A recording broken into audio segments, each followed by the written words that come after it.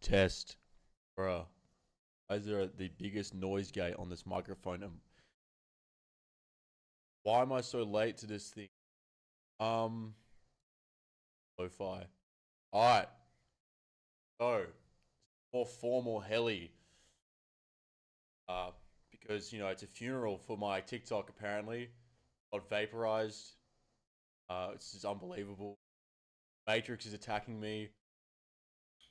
Look, it's disappointing, and like both them being taken out at the same time means I can't contact my representative. So, like, I'm working on that. Maybe I'll be able to get through to them. Maybe I won't. I've sent the relevant forms to eSafety to find out if it was done by the Australian government. That was really loud. I don't know what notification that even was. Uh, yeah, no TikTok. It's just sad. That's where AUSPILL started from. They're really burning the boats now, and so because they're trying to shut me up, I decided I went out today to Frankston to give out some flyers for the March for Australia on Australia Day. People very receptive to it, especially the youth, which is good to see. SA Patriots. We had a lot to get through of these flyers. We actually were handing out so many in person. We didn't have time to letterbox drop, so I might just continue to do that and give it out in person. But people are really receptive to it.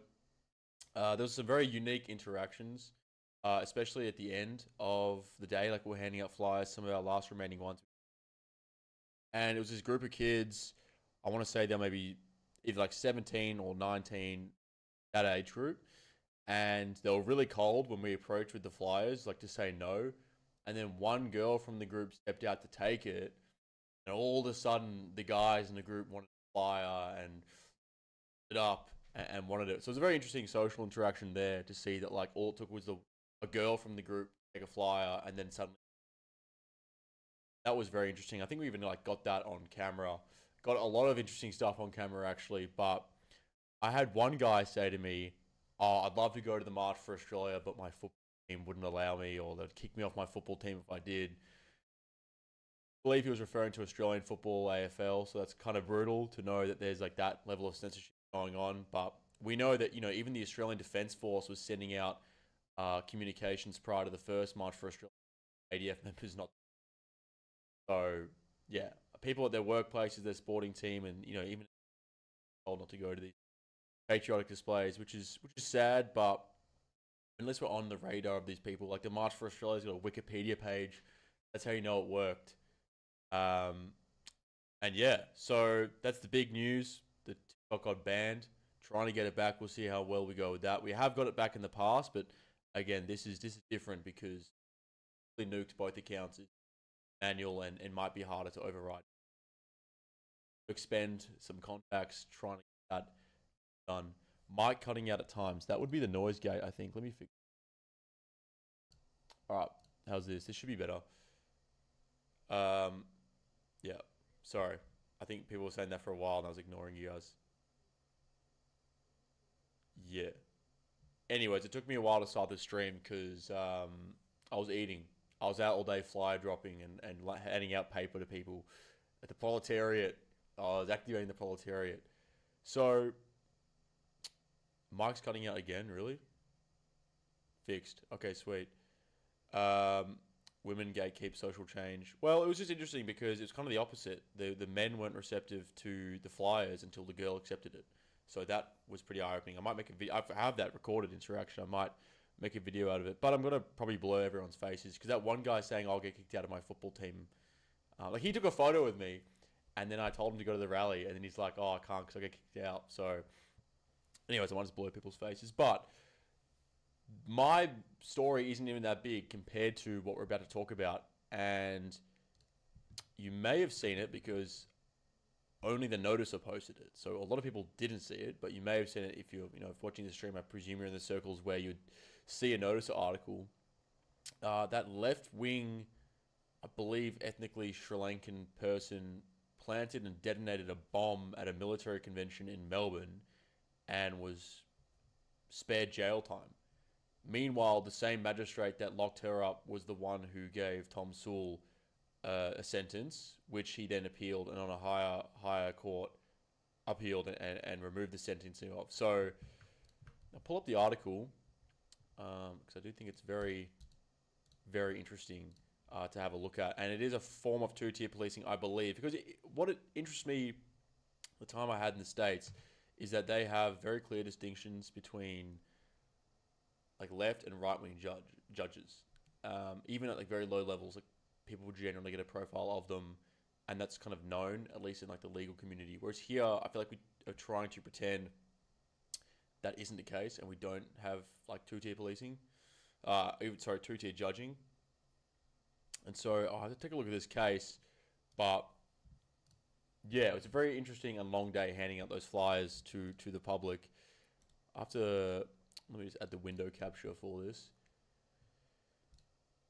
And the chat, the first stream I did, which was like over a week ago now, I had to like hide the VOD on YouTube. I had to delete the recording on YouTube because the X chat like was blowing up the terms of service for YouTube. Up the volume. You know, I'm new to this, so just let me know when that needs to happen every time. That should hopefully be louder now. Greetings from Kazakhstan. We'll do an AUSPILL video in Kazakhstan one day. That reminds me, this weekend I'm gonna do some streaming of what's it called? Either Box Hill, Tarneet, or one of those very multicultural suburbs in Melbourne, one of those very diverse suburbs. We're going to do some IRL streaming in, and should be very interesting to showcase just how diverse, but actually mono-diverse these suburbs can be, particularly like Box Hill or Tarneet.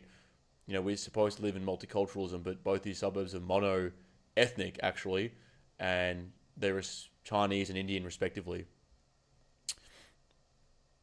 Excuse AUSPILL's Indian managed sound team. Yeah, we actually hire remotely. The Jack Davey death. Yeah, so we'll get into the left-wing terrorist real quick. When I figure out how to like load this source. Window capture.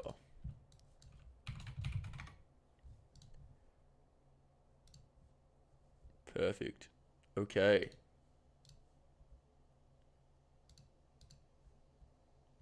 And then I go like this, and I scale it to fit, delete. Oh, perfect. All right. Once this is set up. So, yeah, so someone bombed a military convention in Melbourne and then was spared jail somehow. Meanwhile, the same judge who gave them that bail gave Tom Sewell, leader of White Australia, gave him a jail sentence. So this is the story. It was Malith Fernando. This person, I won't comment too much on their character. I feel like their actions speak enough for them. They actually are an engineer by trade, and they scouted out the Melbourne Exhibition Centre where the Defence Forces Expo was held. Defence Forces draws like 50 plus militaries from around the world and like hundreds of defense manufacturing groups to this convention center to like show off their arms. And in Melbourne, it faced like huge protesters. Land Forces Melbourne. Like if you just Google it and go to images, it's just protest footage. And so it's pretty intense, I think, because some of the arms groups that were on display had connections to Israel, and therefore, you know, for these people with the Palestinian flags, they believed had connections to the genocide. And so they protested it very, very staunchly. But what I didn't hear about until 7 days ago was that someone bombed it. Like full set a bomb off in the exhibition center, in the toilet, nearly killing a veteran, actually so close to causing death that the judge said it's only by good fortune that no one died or was hurt. And then when the police raided its house, there were like 28 more explosives found. And so, you know, if we lived in a normal country, I don't think this person would really see the light of day for a long time. Oops. But in Australia, in multicultural Australia, this person got no jail time. I think that no custodial sentence, and was instead sentenced like a CCO, which also requires treatment for their drug addiction and a mental health assessment and treatment, some behavior program, and 4 months to pay $4,500 in compensation. Like, it's just unreal because this should be, if we were a serious country, a very, very serious headline that would be routinely making its way around the country, and we wouldn't have heard the end of it this week, because it's December 4, the story went up, and it's the 10th now. It's been 6 days, and I haven't really heard much about this, except from the Noticer. The Notice has basically, at least for me, been the only news source to post about this, which is kind of insane. They're literally living up to the name. We notice what other news sites don't, because apparently no one else noticed this or was not reporting on it with the gravity that it deserves. Like, it was making columns, sure, but it should be nightly news, because they're going to make this crazy. They're going to go crazy on the machete crime, the Murdoch media, but they're not going to touch this. Largely because focusing on the machete crime helps, like, the Victorian Liberals or something, but I don't know who this is supposed to help. But yeah, very, very blatant two-tier policing. And it's from that magistrate again who gave Tom Sewell a sentence, which he then appealed, and on a higher court successfully appealed. So I don't really know what else to say. I just want to spread the word about this. I was going to make a video about this in the short form, but my TikTok got nuked, so I should probably just make it for X and Instagram. But yeah, very, very crazy story. And then, of course, Barnaby Joyce joining One Nation. Again, their polls are rising very significantly, except in one very, very important demographic, and that is the youth. And when I went to that Put Australia First rally a couple of days ago, I was obviously kicked out, and I heard Pauline speak for a bit. But I got actually the chance to interview one of her. Is he a senator now, or he was running for Senate? This gentleman, Warren Pickering. I actually got the chance to interview him, and what he said when I asked him, okay, how is One Nation going to target the youth vote? Because you've seen huge, fantastic polling in all demographics except for the youth. How are you going to make up for that? How are you going to target them? And he simply said that, look, we're not interested in targeting demographics. It's not what we do. We're just going to espouse the conservative position, and hopefully we'll do that until these demographics choose to move to us. Basically saying, this is the line in the sand, and they can move to us or not. And I don't really think that's politics, because there's a reason why the youth aren't looking at you, in very small amounts at least. Like, where they've had leaps in every demographic, they've, I think, potentially even lost some of the Zoomer vote. Like, a very poor showing. And so I'm not, I don't think that's a really good answer, to be honest. And I will have to post that interview soon. But that kind of explains One Nation's model, right? Like, they've been around for some time, and certainly there's a lot of energy around them now, and a lot of people are leaving the Liberal Party to join One Nation to hopefully imbue it with, like, better strategy or something. But, they've had their polling boost in the past, and they've done nothing with it. So I can't really say I'm hopeful for them to do anything with it this time. There we go. Total One Nation death. Yeah, that was crazy, the Parminder Singh. So they're not doing too well on that front either.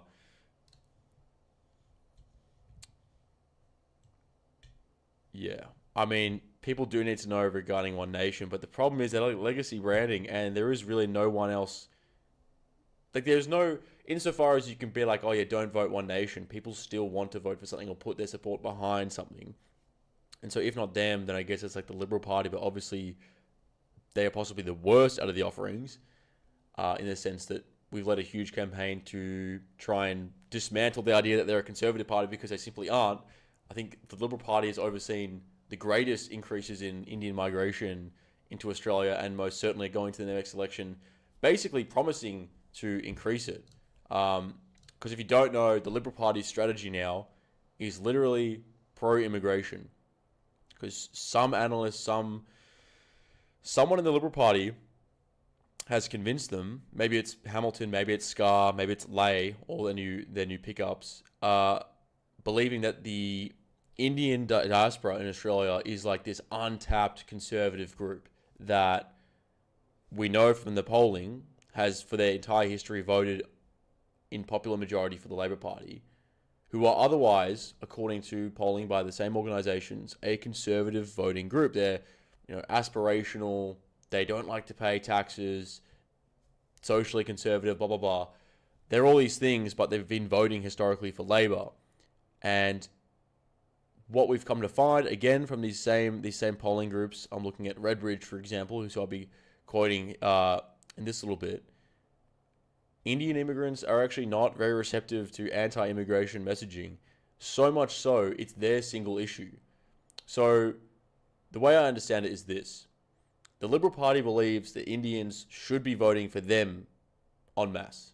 They shouldn't be voting for the Labor Party 70% of the time. They should be voting for the Liberal Party. They now believe, or I should say, they now correctly understand the reason they aren't voting for the Liberal Party is because the Liberals have historically had an anti or immigration skeptical platform. Despite, as we know, they've actually been overseeing some of the largest increases in immigration. They've at least tried to posit themselves as an anti-immigration party, meanwhile being very pro-immigration, because that's what their donors want. Anyways, they now realize we have to correct the record and let everyone know that we are actually pro-immigration as to win over Indian voters, because despite them being conservative every which way, they aren't when it comes to immigration. And I like to say they're a single issue voting group on immigration, because the make or break for the Indian diaspora in Australia is immigration. And so now we have this party, a legacy party in Australia, uprooting its entire platform to try and win over the favour of this diaspora by becoming pro-immigration. They're wearing the turban, they're wearing the dot, they're visiting Little India. They just went scorched earth on their own minister, Jacinta Price, when she made the observation, like I've just made, that Indians do, according to the data, vote majority Labor. She was ostracised by her own party for that. And so I've even received phone calls. I don't know if I want to name names, but I've received phone calls from people within the Liberal Party saying, dude, you'd be such a great asset if you just won over the Indians, bro, because then like everything else you want in conservatism, you can win over just, having them as an analog or a conduit towards like our conservative political victory. It's like, bro, I'm only in this. I'm a single issue voter. And the point I made back to him is I said, look, if Indians are a single issue voter on immigration, and now that's swayed your entire party in one way, and we're losing a semblance of democracy because as diasporas come to Australia and as they become single issue voters on immigration, less and less will we see anti-immigration offerings. I said to him, I want to organise politically Australians to be anti-immigration, such that it becomes their single issue, such that it cancels out the single issue nature of the Indian vote on immigration, such that then we can have a debate on immigration again. It's ridiculous. And so the Liberal Party will be, and you'll see going into the next elections, be them state or federal, a pro-immigration party. They might try and say like, we need sustainable immigration and we'll reduce it by 25% for 2 years, but that should be totally unacceptable, because the average immigration position now in the UK and increasingly in America is one of like remigration. Meanwhile, we're supposed to be happy with like a 25% reduction. I mean, it's insane. Like in the UK, Reform popped out, made some gestures towards remigration, set the temperature of debate on immigration to be one that was very, very hot, and dragged along the Labor Party such that Keir Starmer was quoting, I think it was Enoch Powell, in a speech where he said England is becoming like an island of strangers. And that's radicalism in politics at work, because the left has won historically. I mean, the left took, for example, let's say the issue of their like gender ideology, for example, used to be very extreme. Like it came from the fringe of left-wing circles. And over a period of a couple decades, it is now so mainstream that in many workplaces you can't disagree with it. You might have to wear the lanyard with like a symbolic display of your support for it. And so we are behind because in our politics here, there's been a rejection of radicalism because Australian voters have been placated by that, oh yeah, 25% reduction for 2 years. And so what we need is a radical option to heat up the discourse, to flip everything on its head. And that is where a party like, for example, if it gets registered, White Australia would have an effect. It potentially even One Nation could have a similar effect. I mean, I know, for example, Malcolm Roberts gave a speech recently. One of their senators gave a speech talking about remigration. Didn't really have much of a drop in the water in the media or broader discourse. It's going to take a party to seriously force that message. And I don't mean like deportation of like illegals. I'm pretty sure that is meant to be the standard here in Australia. We're supposed to have one of the strictest borders in the world. It's going to take someone to literally hammer home the remigration message, similar to what we've seen in the UK, similar to what we've seen in America, in order for A, the electorate to be aware that's an option you can vote for, and for B, that to then be the new standard of discourse. Because even the Labor Party went into the last election promising reductions in immigration.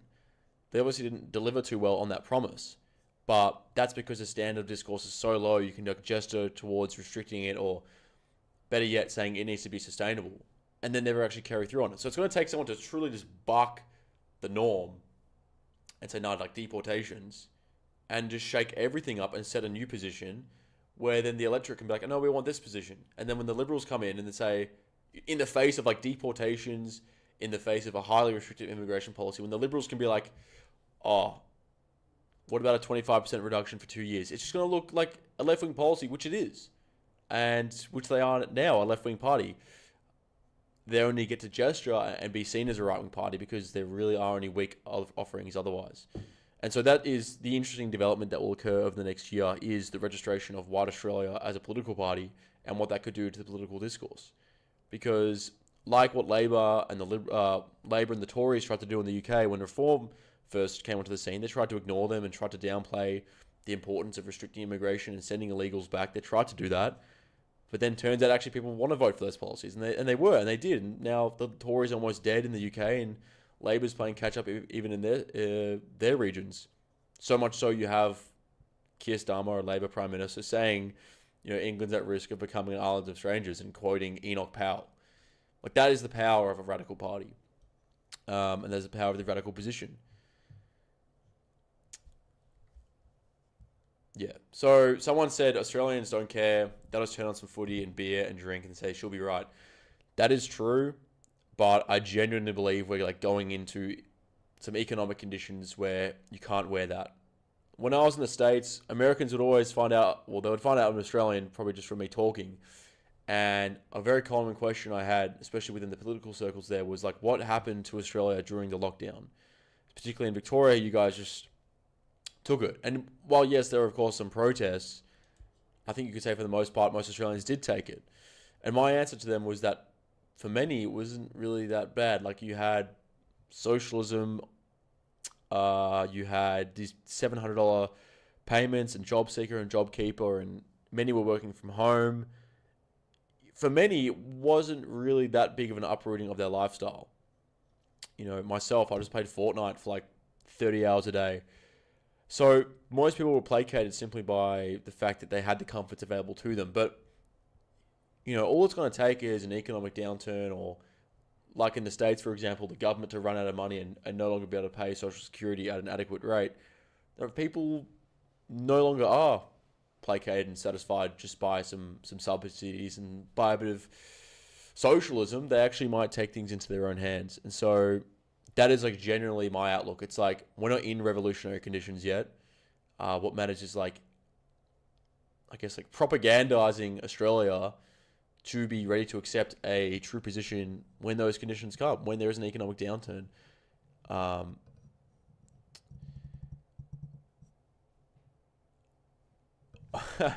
What I have to say on your opinion on immigration affecting the housing crisis is null because of your father being a part of the housing empire? That's a good question. Um, those saying your opinion on immigration affecting the housing crisis is null. I mean, if I was a leftist and I found out what they know about my family, I'd use it. I wouldn't be able to ignore it. Um, I just think that like they're unable to, or they don't want to accept the fact that nationalism and like a pride in a nation can, like, I'm not doing this. I'm not interested in this out of financial reasons, right? Like it is purely a nationalistic motivation because I certainly have not benefited socially or financially from doing any of this. Um, and so leftists go through these mental gymnastics to try and justify what I'm doing through a financial lens. I think the running conspiracy for a while was that I'm like blaming immigrants for the housing crisis as to then distract from the role that people like property developers or banks or the elite have had in it. But if you watch my content, you'll see that quite regularly I blame developers, I blame banks, I blame universities, I blame many sectors for their role in lobbying for and basically being responsible for mass immigration into Australia. I don't blame immigrant. Like, how am I going to blame an immigrant for the policy setting of the Australian government? I think there are a lot of things you can blame them for and certainly be critical of as a result of immigration. But like, yeah, I think it's just a bad faith. And again, like if I was a leftist, I think it would be a pretty easy way to try and shut me down. But most people see through that, and that's why you see them pivot away from that criticism because too many times they were saying, yeah, well, he's the son of so and so, or he's related to so and so, and then if anything, and I'm not trying to be like egotistical, and that's why I haven't like liked or retweeted or said it myself until this point. But most people will just say, well, isn't like a more of an endowment of his position? And it's true. Like again, I'm not benefiting financially nor socially from any of this. But I'm not trying to be like, oh, woe is me. I enjoy the struggle. I can't say I hate doing what I'm doing. Like, when you're out flyering and, you see people light up when they read March for Australia, Australia Day, it's a good feeling. And it keeps you busy, right? And again, like I genuinely want to raise my kids in a country that resembled the country that, even I for a moment grew up in and my family grew up in. I want my kids to grow up in a country that is Australia, right? I don't want to live in like little Mumbai or like a Chinese administered state. I want it to be Australia. And so that's like my fundamental motivation. And again, that does not gel with a communist understanding of politics where it's dialectical and it's class-based and therefore everything is a financial interest. There's no room for nationalism and like non-financial interest in politics. And so that's why they go to these great lengths to try and run through the mental gymnastics that actually AUSPIL is distracting the proletariat from the elite. It's like, no, bro, I name the elite. I name a lot of people, including the elite, including banks, universities, and developers, in their role for lobbying and basically being responsible for mass immigration into Australia. But again, there are some things you can blame immigrants for, but immigration policy settings aren't one. Yeah, you have money, so you're not allowed to complain about people taking over. Well, that's their logic. Is the format for that flyer online? It is supposed to be at marchforaustralia.org/flyers or flyer. I don't think it's up yet, which is really bad. I'll have to tell them to put it up. The only thing causing the housing crisis in Australia is immigration. Those referencing your family just trying to distract from this. Well, they will say that I own, 30,000 homes and am artificially raising the scarcity of housing, therefore increasing the price of it. The problem with that is, I am actually not an ASX 500 publicly traded company with a board of directors and shareholders. I'm actually not that. I'm actually just a guy. So I do not personally own 30,000 homes, and nor do I have control over those assets. But secondly, basically all speculative housing investment in Australia relies on the political guarantee of further mass immigration.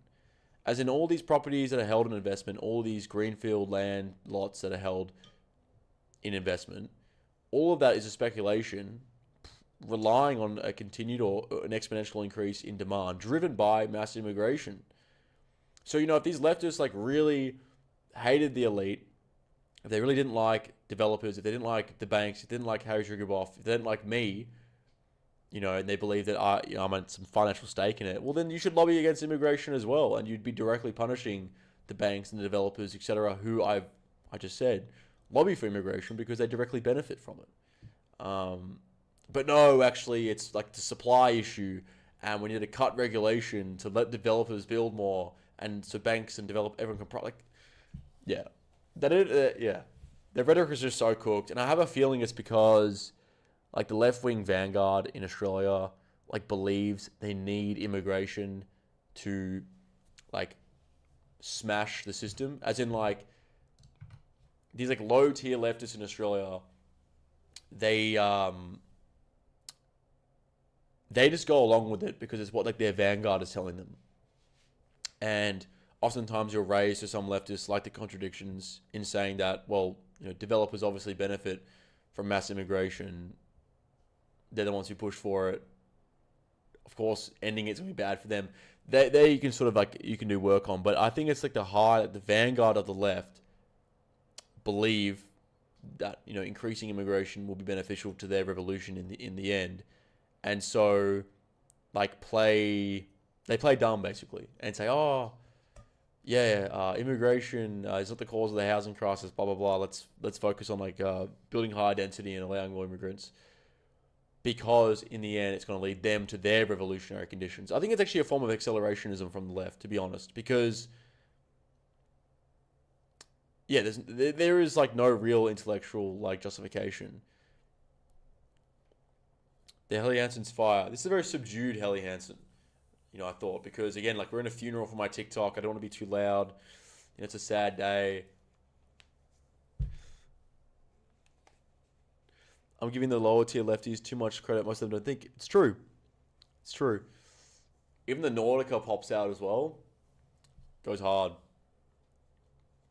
I was full Esche today. I was full Esche maxed because I was in Frankston giving out the March for Australia flyers. The Esches, I think, will save Australia. These are high energy patriots, bro. They saw the flyers, they'd take them, they'd like take photos, put in their Snapchat story. They are patriots. The left is evil, smart, they're not dumb. Yeah, exactly. And like, I'll show you this, for example. I posted a while ago. It was of a flyer I saw while walking around in the north of Melbourne, and it actually reveals exactly what I was saying before. In regards to the vanguard, like the true communist revolutionaries in Australia of the left, understanding why immigration is valuable to them politically. I'll just show this. So it was this flyer I saw. It's like, fight for revolution, build migrant power. And that was in, I think, Brunswick, somewhere in the north of Melbourne. Yeah, build migrant power. So that's like their view of immigration, I suppose, in a long form ways. It could just be their form of accelerationism, because their arguments in regards to immigration and the housing crisis, again, like you can catch out the lower tier lefties on like the contradictions of that position, and many leftists in Australia probably do quietly want a reduction in immigration, but they're like elite, their vanguard leave no room for that to even be an option. They don't even look at the demand side. It's purely an equation of the supply side, where we're not building enough homes, which conveniently, I guess, is also the position of developers and banks and universities, where we just need to build more. Let's not touch the amount of people coming to Australia. But leftists will espouse this position in the belief it's like, hang on, this element is covering the, hang on, let me just fix this. Here we go.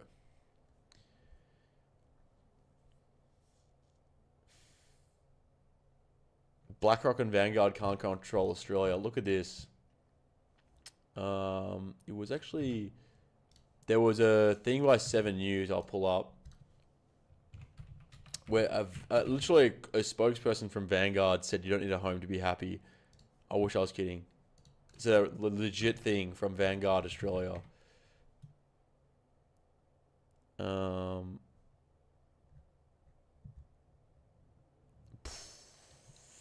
Bruh. This is it. So this is from Vanguard. If you don't know, like Vanguard is a big investment fund, similar to like I guess you could say BlackRock. They might actually be bigger than BlackRock, and they somehow like get on national television to say the dream of home ownership might not be the most rewarding way to spend your money anymore. And so let's hear what she has to say. Let's see if we can get the desktop audio at a reasonable level.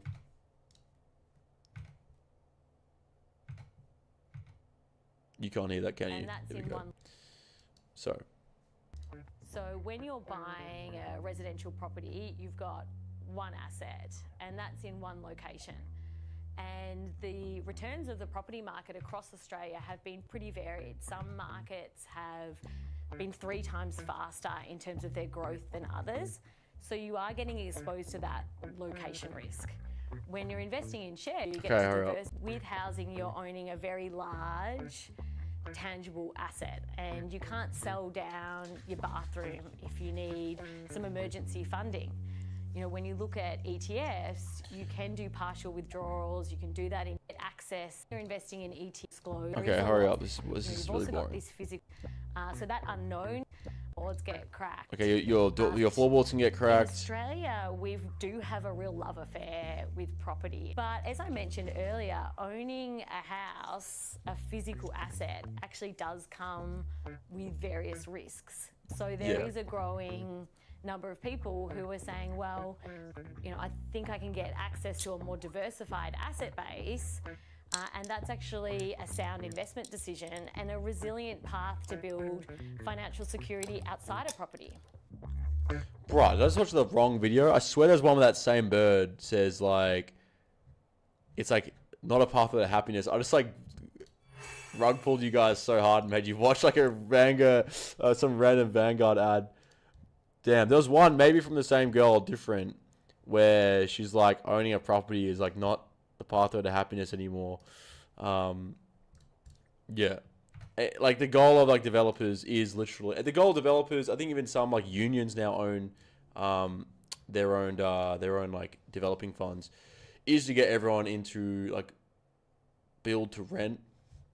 Like you rent your property, and as she's saying, like, you know, there's no quick way to downsize a house, and your floorboards get cracked, and it comes with some risks. And you know, it's the housing dream is not like a great asset class or something, you know. Because in order to not touch the immigration question, we're gonna have to build up to have like a sensible housing supply, and maybe keep price growth down. Certainly not in the negative, but keep the price growth down. They're probably going to do that by just building up and high density, as opposed to, I don't know, ending immigration. Do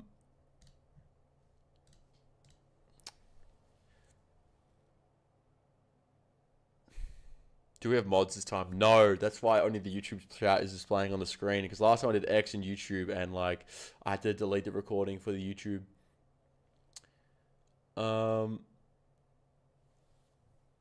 Yeah, I'm excited because this weekend the IRL stream is going to go crazy in the diverse suburbs. That's all I can think about really, because I do like this format. It's just that like I'm too active. Like I don't want to like sit here and talk, but it is serious. For example, that 2-tier we're covering at the start and the One Nation and stuff, but. It's like I want to be out there in the street, like doing stuff. I feel like it's a lot funnier. I think I can just read some of the super chats real quick while someone is preparing me some link to the other topic. This is the second stream I've ever done. I think I need to like build like a list of things to talk about and run through. My ban, like. I could talk about that all night, but I don't know yet if it was motivated by a politician or something. I'm only going to get to know that when the e-safety FOI stuff comes back, which will probably take some time. And yeah, I just found it very interesting timing because my account was being messed with for like a week prior to the ban, hidden from search, like looked like it was banned, and then it came back, and then on the eve of the social media ban in Australia, it gets wiped out. And I made, in the X post, I made reference to, and, you know, it might not be a real suspicious connection there, but I found it curious nonetheless. The Australian Federal Police has this new team, the National Security Investigations, and their purpose apparently is to target and disrupt threats to social cohesion. And so they made like a bunch of arrests in what they called like a blitz week. And, you know, this government is obviously like investing a lot of resources in protecting social cohesion. And again, I don't want to be like, oh, I'm being targeted by the state, but, you know, I found that an interesting connection that it came at the end of that week, plus a social media ban. I'm not sure which is like cooler to say it's related to, if at all. Like, I'm not sure if I want to be like, oh, it was some national security investigations team, or nah, it was actually just a social media ban. Because I can't really prove either, but the timing only aligns with both. So, you know, who knows? I'm gonna pull up these super chats real quick.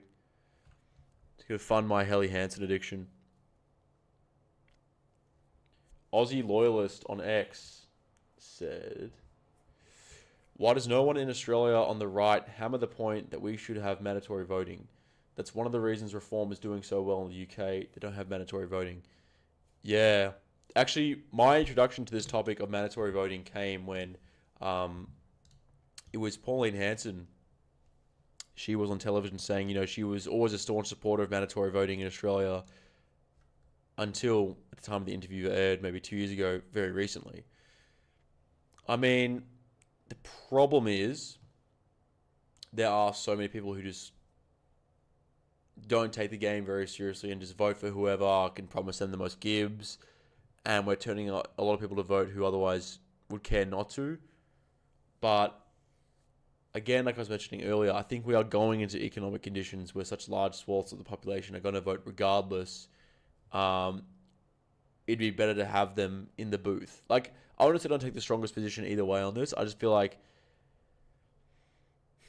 I don't know how much data there is out there to say or to attribute X percent of the left-wing vote to mandatory voting. As in, has anyone modeled, let me look it up, has anyone modeled what would happen to the vote share between left and right parties if mandatory voting was revoked? Mandatory voting, Australia.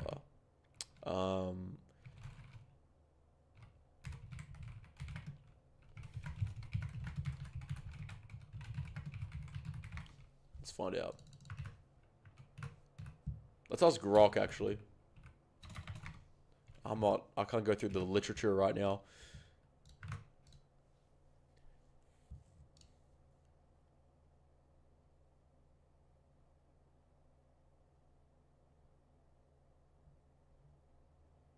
Well, actually, that is a good point.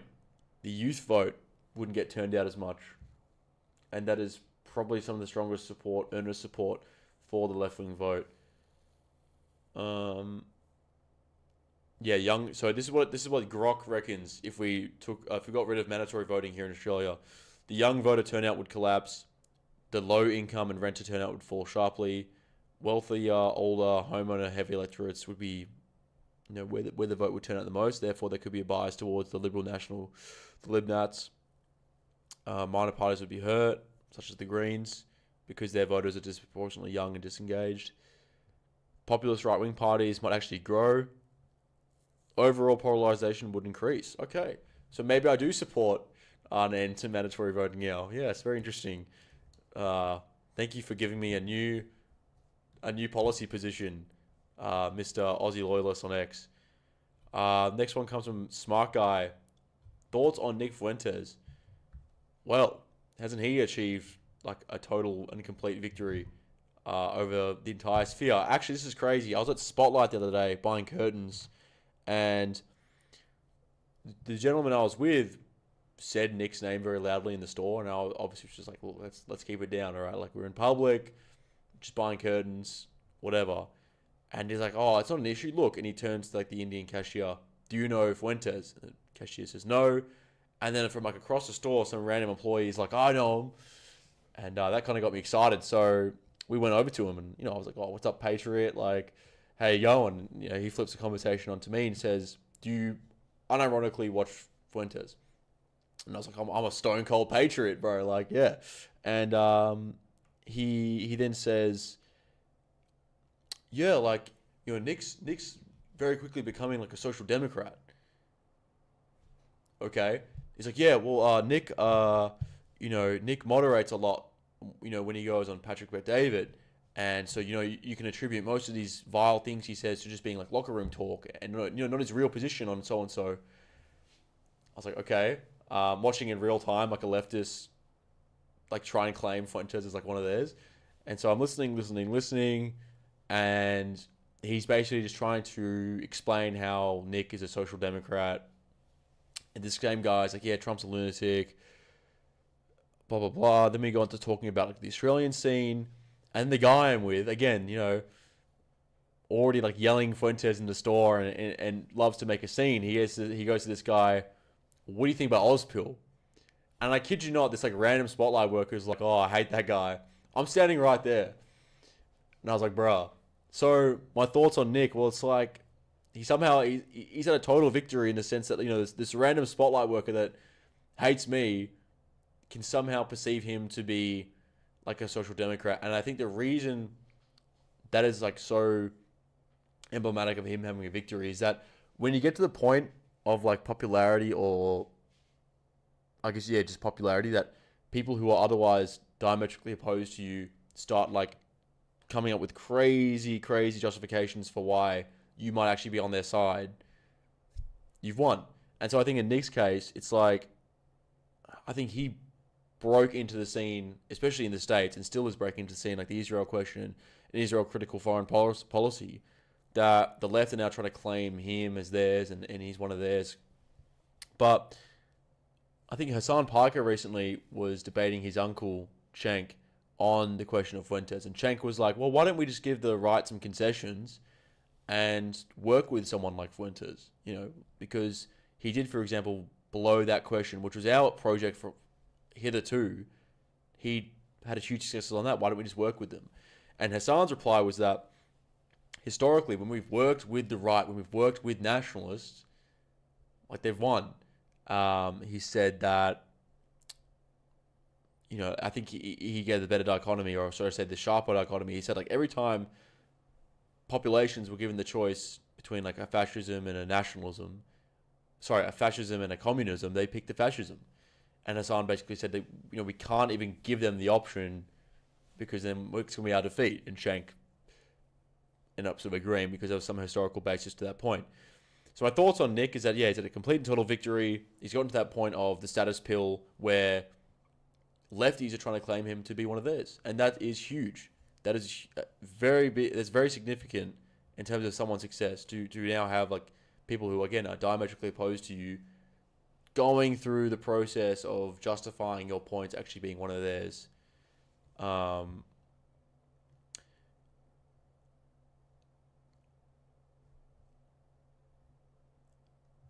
always get caught in the chat and go too quiet. Avi made a fool of himself. Yeah, the Avi Yemeni, like, just destruction of his own like reputation is still ongoing. Like, you check his comments. Oh, actually, I have to show you this. Oh my days, bro! I got an email from Avi Yemeni today. Not like directly personally to me, but it's like his newsletter he sends out. Oh, there's actually 2 emails we can go through. Bro, it's crazy work. Oh my goodness, bro. There's 2 emails. Oh.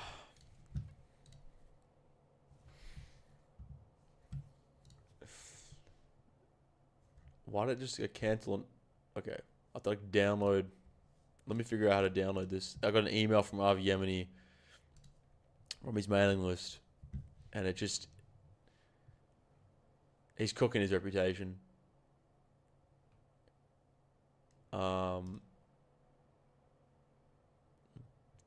Let me just try and obsecly open this.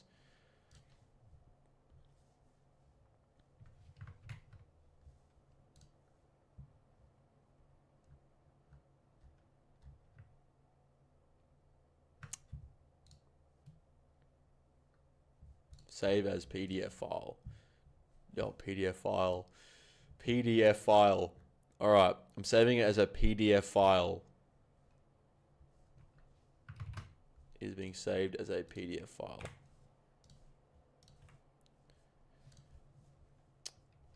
Let me just redact some elements of this real quick. Okay. Save as a PDF file. Why is it trying to make me save it as a web?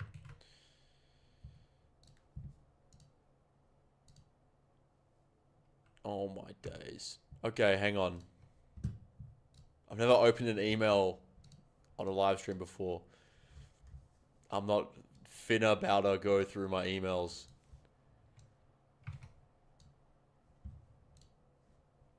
Did I do it? Yes. Mostly. Let's go. W. Alright, this looks clean. Okay. I now feel comfortable showing this. Okay. Let's go into the RV Yemeni's email to AUSPILL.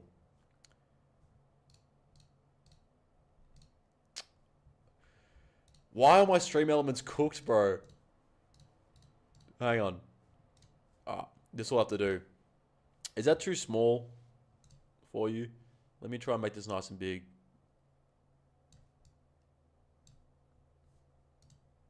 Is that better? Okay. I'll move myself out of the way. I'm like that meme with the women, and they're trying to show you something, but they put themselves in front of it with the social media post. Does anyone get that reference? Okay. Too big. How do we make it go to the side? Alright, oh well. This is probably still small. But anyway, so RV Yemeni, watch. African migrant drops the truth bomb about Australia's future. Artist released a new video from the Put Australia First rally. The one he kicks me out of, by the way. Artist released a new video from the rally. And you need to hear what this African entrepreneur told me about Australia's future. I caught up with Amika Edwin Wees. I ate that. A podcaster and businessman who immigrated here determined to make a difference. I actually think we don't want people coming here determined to make differences. But anyways, there's this dude. Looks like he might have been in the... Is that the Australian Air Force? Okay, that's pretty patriotic. His message is needed. Okay, what's his message? Bring the best of your culture.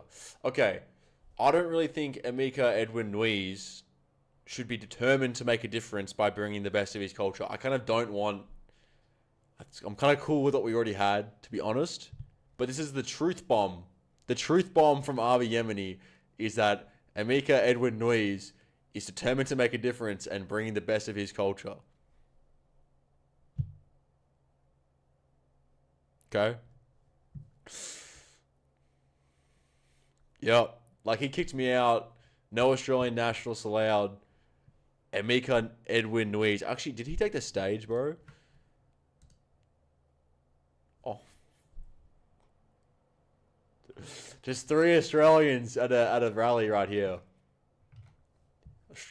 Aussie, proud Aussie, according to his t-shirt, and Amika Edwin Nuiz. Wow. Look at that. That is awesome.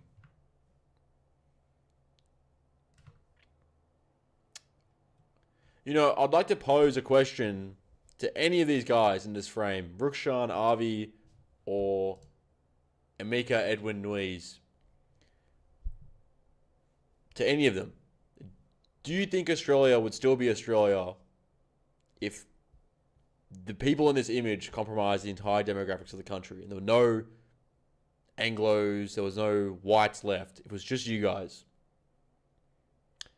And actually, fun fact, I went to this rally originally. You know, I had no plans of going to it. I landed into Australia from America. I had no plans on finding out what this was about. I did not care about it because, you know, I knew this was going to be the target audience. I had no interest in going until when I land at 5:30 in the morning, I see some tweet saying that Pauline was going to be there. And that's kind of interesting, I guess. So I went to go see Pauline speak. And as for content, the most interesting idea I really had in terms of getting content from that would be interviewing the attendees to what I knew going into it was probably going to be a civic nationalist rally, and asking them the following question. You know, we're not racist. We just want immigration stopped to like protect our values. And they'd be like, yeah. And then I'd be like, so our values are, and they'd say hardworking, fair income, true blue, watches cricket or whatever. And then I'd say back to them, okay, if Australia was 90% Indian, or Australia was even 100% Indian, but true blue, hardworking, watch cricket, is that still Australia? And most, I think, people would say no. And you'd prod why, and you'd come to find that actually, in their idea of a nation, there is room for the ethnic, the ethnicity, the actual nation, the word nation itself of shared birth. And so, if I was to posit the question to Avi or to Rukshan or Emika, would Australia still be Australia if it was just your three ethnicities entirely comprising the nation? I suspect Emika would say no, because he seems like, I don't know, that maybe he'd say no. Rukshan, I feel like, might entertain it.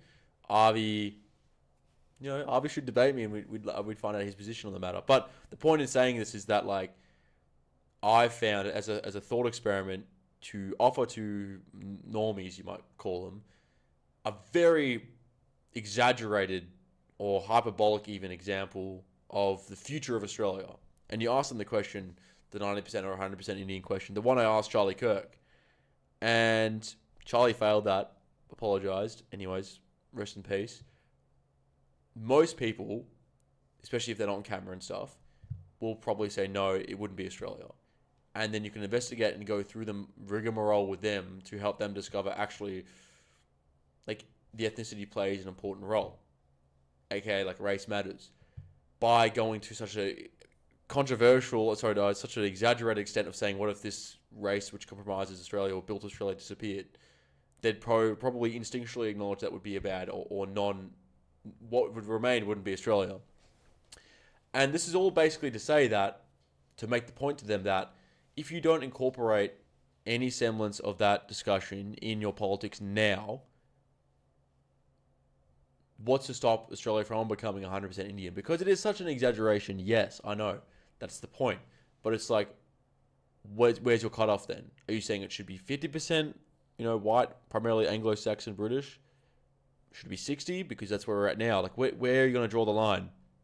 Because, especially for the older ones, you guys didn't draw it when it was 80%, when it was 70%. You aren't drawing it now when it's 60. Where are you going to draw it?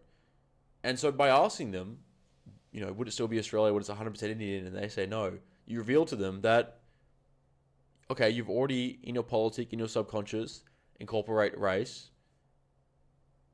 Feel free to say it while you still can. Feel free to say it while we are still 60% Australian, because are you going to say it when we're 50%, 40%? What policies are you advocating for now to ensure it doesn't become 100% Indian? You know what I mean? So that was going to be the question, and would have been a very interesting video for me to make at this civic nationalist rally, but Avi Yemeni kicks me out, so that sucks.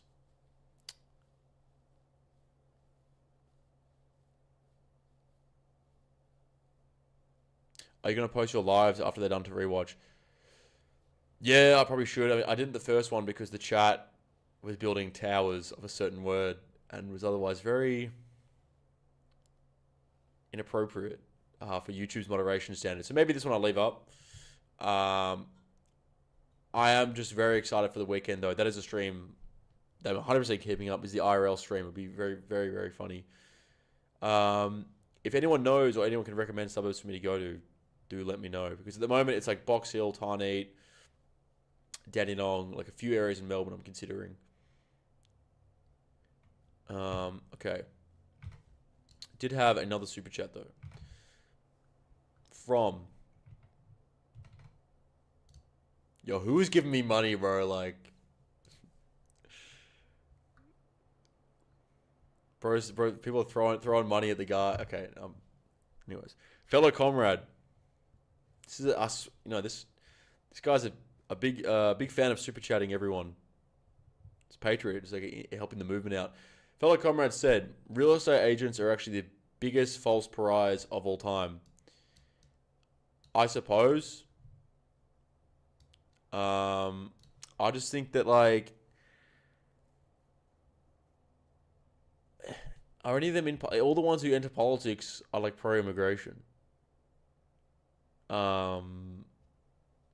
Like they get attacked, sure, but like, I don't like what you have to argue that point better. Because insofar as I can tell, they're some of the biggest advocates for immigration and supply side solutions. Got a Caulfield with their Helly Hansen jackets. Yeah, I suppose, but then it's like, it's kind of crude, It's like, oh yeah.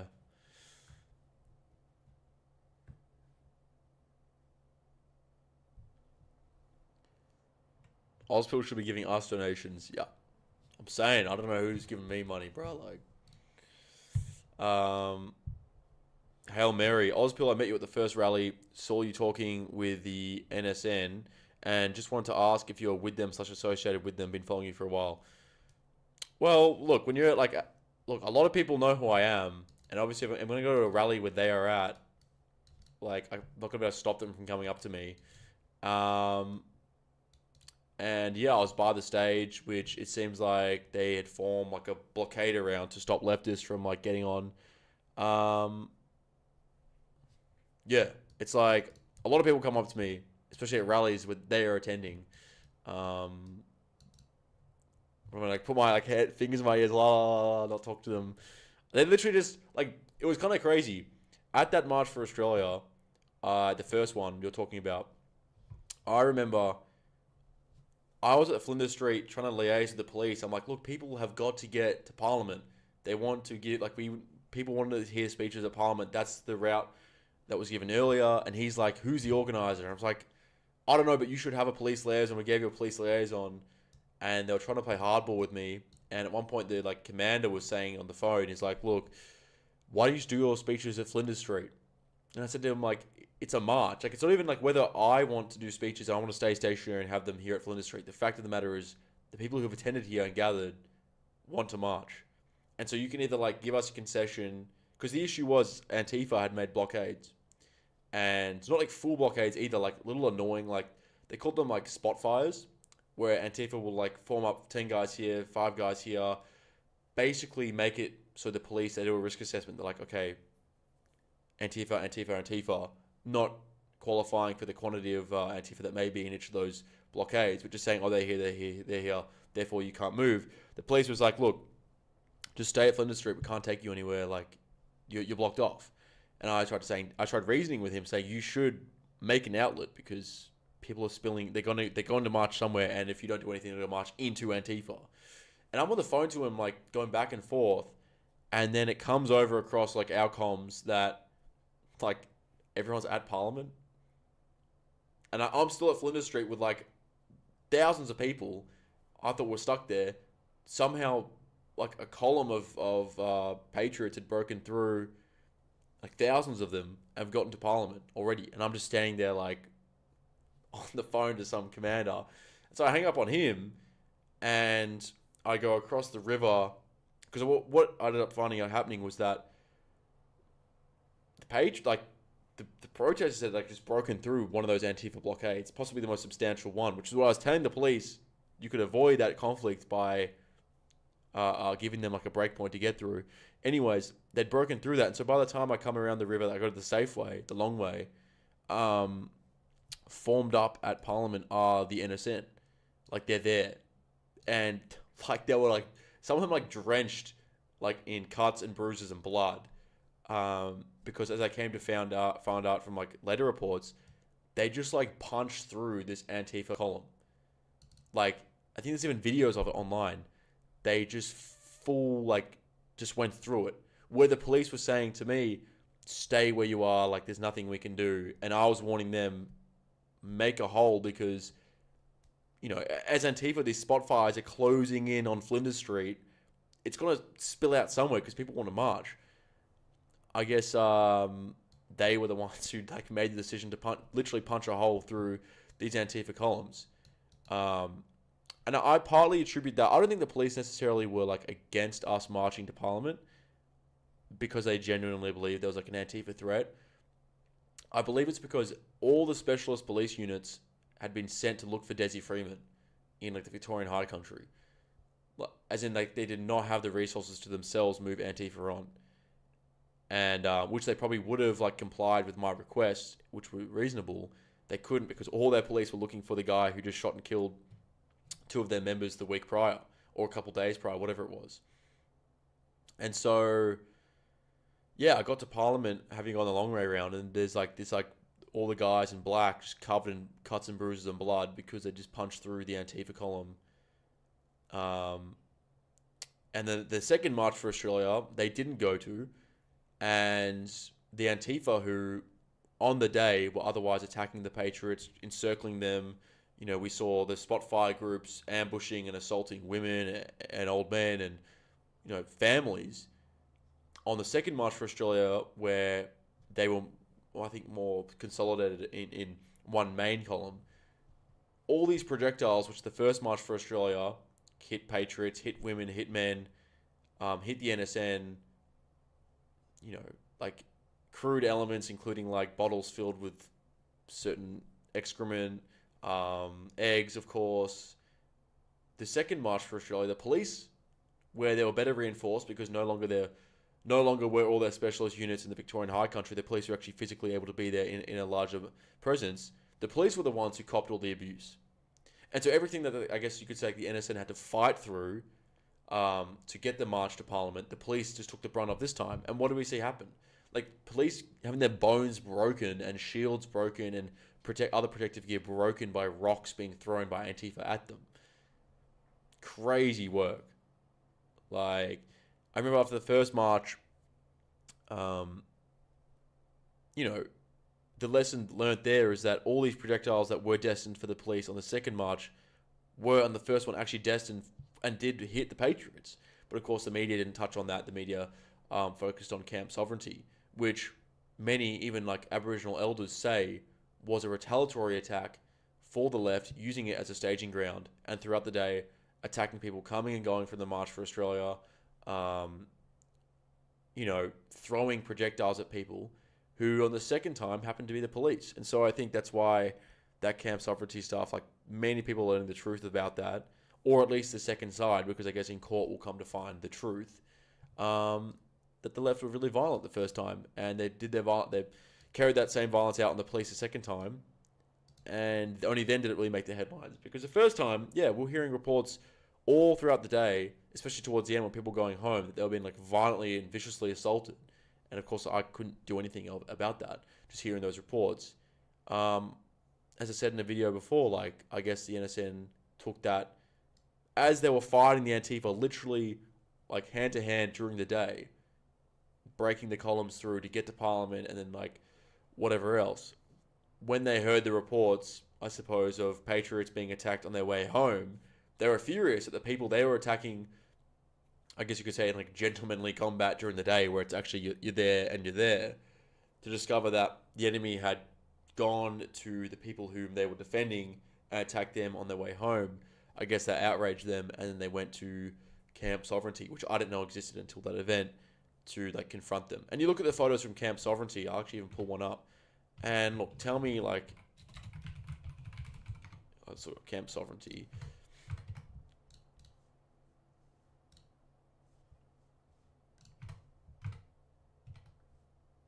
Like, this is obviously from the attack.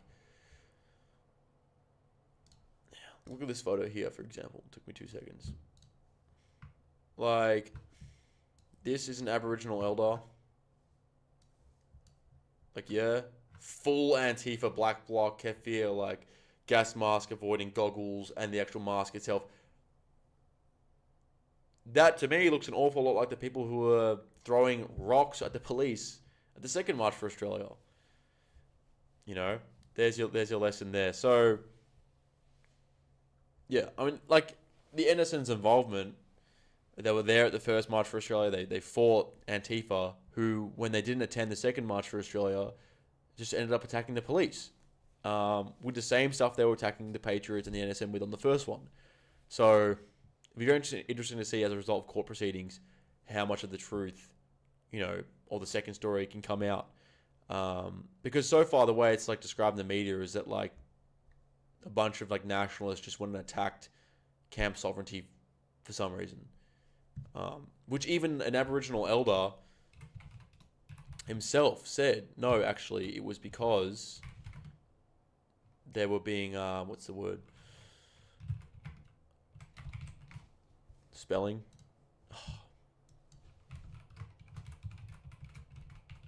Like, they were being harassed. Like, here we go. The Aboriginal man says, the Aboriginal man from Camp Sovereignty, like, there he is, says leftist calls a violent clash. Yeah. And, no one really believed that story until you had the police commissioner come out and say, or actually publicly display these rocks that were thrown at his men that fractured bones and shields and other protective armor. Like, these projectiles were coming at people who were in the March for Australia the first time, and you didn't hear anything about it. All you heard was, like, innocent full grey bloc or black bloc Antifa attacked at their staging ground. That's all you heard. You didn't hear about, like, those same projectiles being thrown at Patriots. Only did you hear about later when it was thrown at police. Which, I'm not saying is a bad thing for them to raise awareness of. I'm just saying it took the police chief or commissioner or whatever his name is to come out and, here's an excellent comparison. To come out and literally, like, say, these were thrown at my men. It's very blurry, but, like, look, the people in these photos here, look a lot like so-and-so here. So, one march they're throwing rocks at Patriots and Nationalists, the next march they're throwing rocks at police. Yeah. Yeah, the media is just telling the lie that they just went and bashed a bunch of Aboriginals. Yeah, I mean, like, it's a pretty easy, if it's a lie, again, we have to wait until the court proceedings to determine what the truth is. If it's a lie that they just came here and attacked, she's wearing a keffiyeh as well, he's wearing a keffiyeh, like, yeah, I don't know. I just think that, like, the police at least are now aware of what these guys are dealing with on the day, and maybe some of their motivations for coming to this hill, which all reports and intel suggest was actually being used as a staging ground for the guys in masks and outfits like this to attack Patriots, like the same guys dressed like this on the second March for Australia threw rocks at police and broke bones and hospitalized police. Yeah. So there were other super chats I saw. Let me go into them.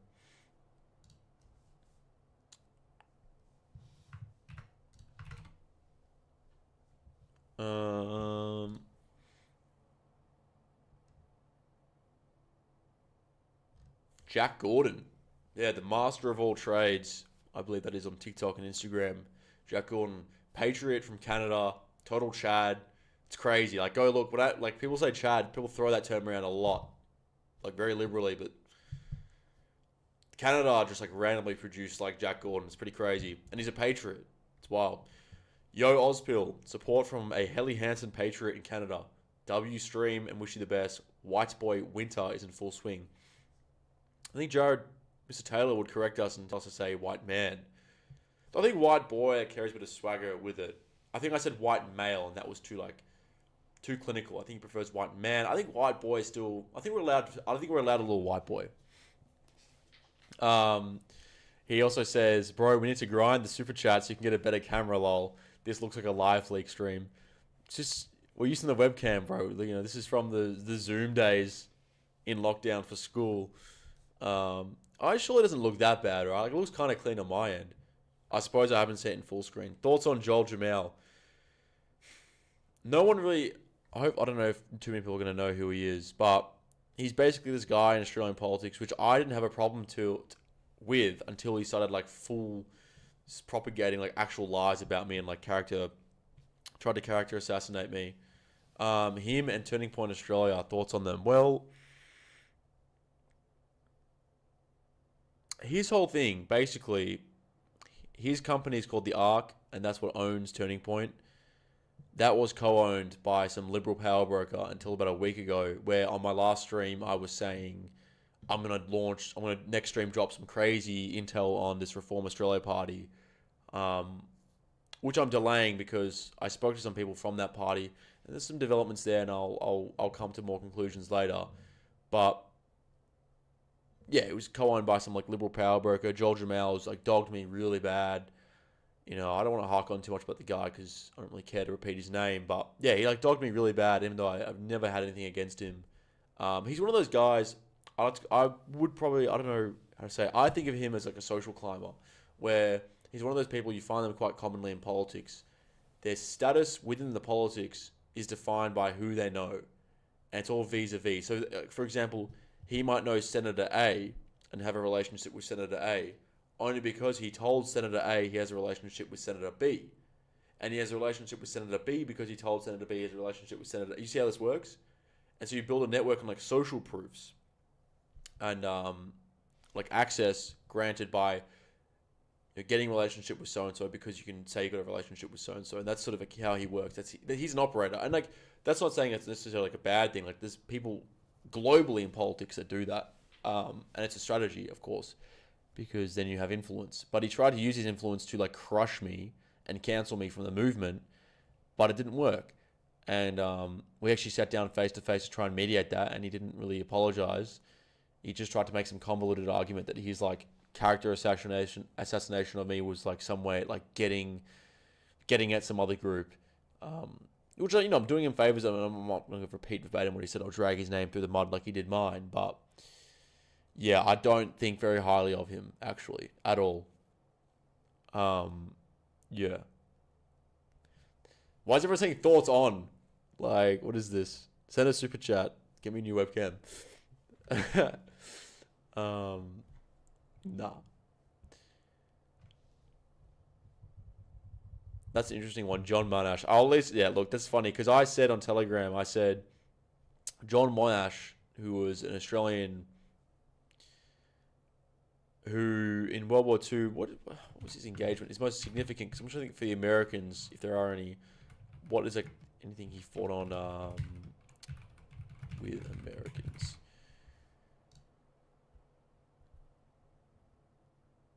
In World War One, the Battle of, is it Hamel? What country is that in? Regardless, he fought that with Americans, so if Americans know that. My thoughts on him? Well, I shared some thoughts on him in Telegram recently where I said John Monash would have deported Avi Yemeni because I have a feeling that if I was to debate Avi Yemeni on the topic of did the Anzacs fight for a white Australia, they did. Avi would try and say, well, John Monash was a general in, the Anzac in the Australian Army, and he's Jewish. That's true. Like no one can like that's just the fact. And I actually don't think that's like the point that he was going to make, because if anything, John Monash is a more exemplary example of assimilation than Avi says, what's his name? Let me pull that back up. Than this. Because John Monash fought for an Australia that was defined near religiously by the White Australia policy. And this is just not me even saying this, okay, guys? Like, that was the wholesale belief of, like, the presidents of the Return Services League, was that the White Australia was religion. Like, that's... Anyways. So John Monash fought for a country and was a general who displayed, like, amazing tactics, like, revolutionized trench warfare, blah, blah, blah. Did all these amazing things for a country defined almost religiously by the White Australia policy. John Monash doesn't really have any comments on the White Australia policy. And from what we can infer, he tacitly supported it because he agreed that, yeah, the White Australia policy is a pretty good way to ensure Australia's position in the Pacific. Like, that, to me, is assimilation, because when you have, like, people trying to redefine the Australian identity to include themselves in a very hostile degree where, Avi Yemeni is kicking me out of a rally because I'm a fake nationalist and whatever. hard to call him even assimilated. He was born in Melbourne, Australia, and then went off to fight for the IDF. Comes home, becomes a journalist, and then kicks me out of rallies. That I don't really think you can call assimilation. Whereas John Monash becomes a general, doesn't lives under the White Australia policy, doesn't really condemn it, and if anything, tacitly supports it. I guess because at least he would have believed it was strategically sound for Australia. Of course, some people can go into the fact that he was a Zionist and maybe he was fighting for Australia because it was good for Britain and Britain had promised his co-ethnics the land. Possibly. But I also shared in my Telegram that John Monash would have deported Avi Yemeni because Avi Yemeni is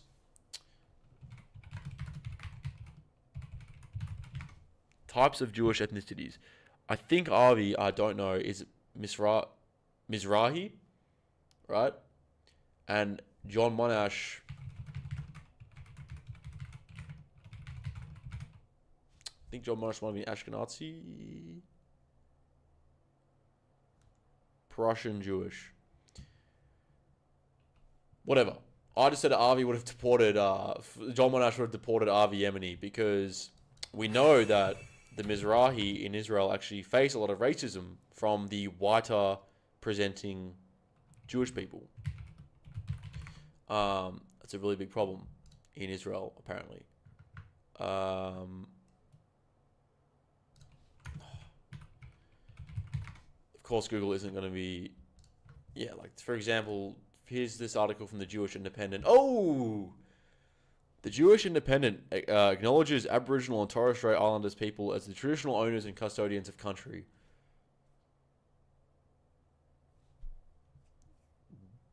Little bit hypocritical, you might say. Anyways, racist video exposes Ashkenazi ignorance of Mizrahi. This is like this whole like inter-ethnic racism in Israel where the Ashkenazi who are like European presenting like don't like the Mizrahi, and the Mizrahi claim it's because they're brown, basically. So I just inferred that maybe Monash, by likely being Ashkenazi, might, in his support for the White Australia policy, think that Avi Mizrahi might have to go.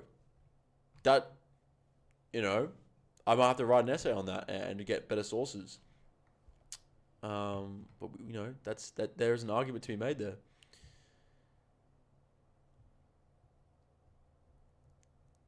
Boom, someone says, yeah. True. It's very possible. Like I don't think that's like an extreme thing to say. I think like it's very possible that he would have deported him.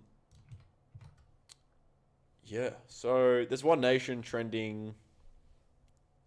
It's so dog, bro. Like I can't dog them too. Okay, it is so dog that I barely got a photo with Pauline. But one of her senators at least did the interview with me and told me that not to be targeting demographics.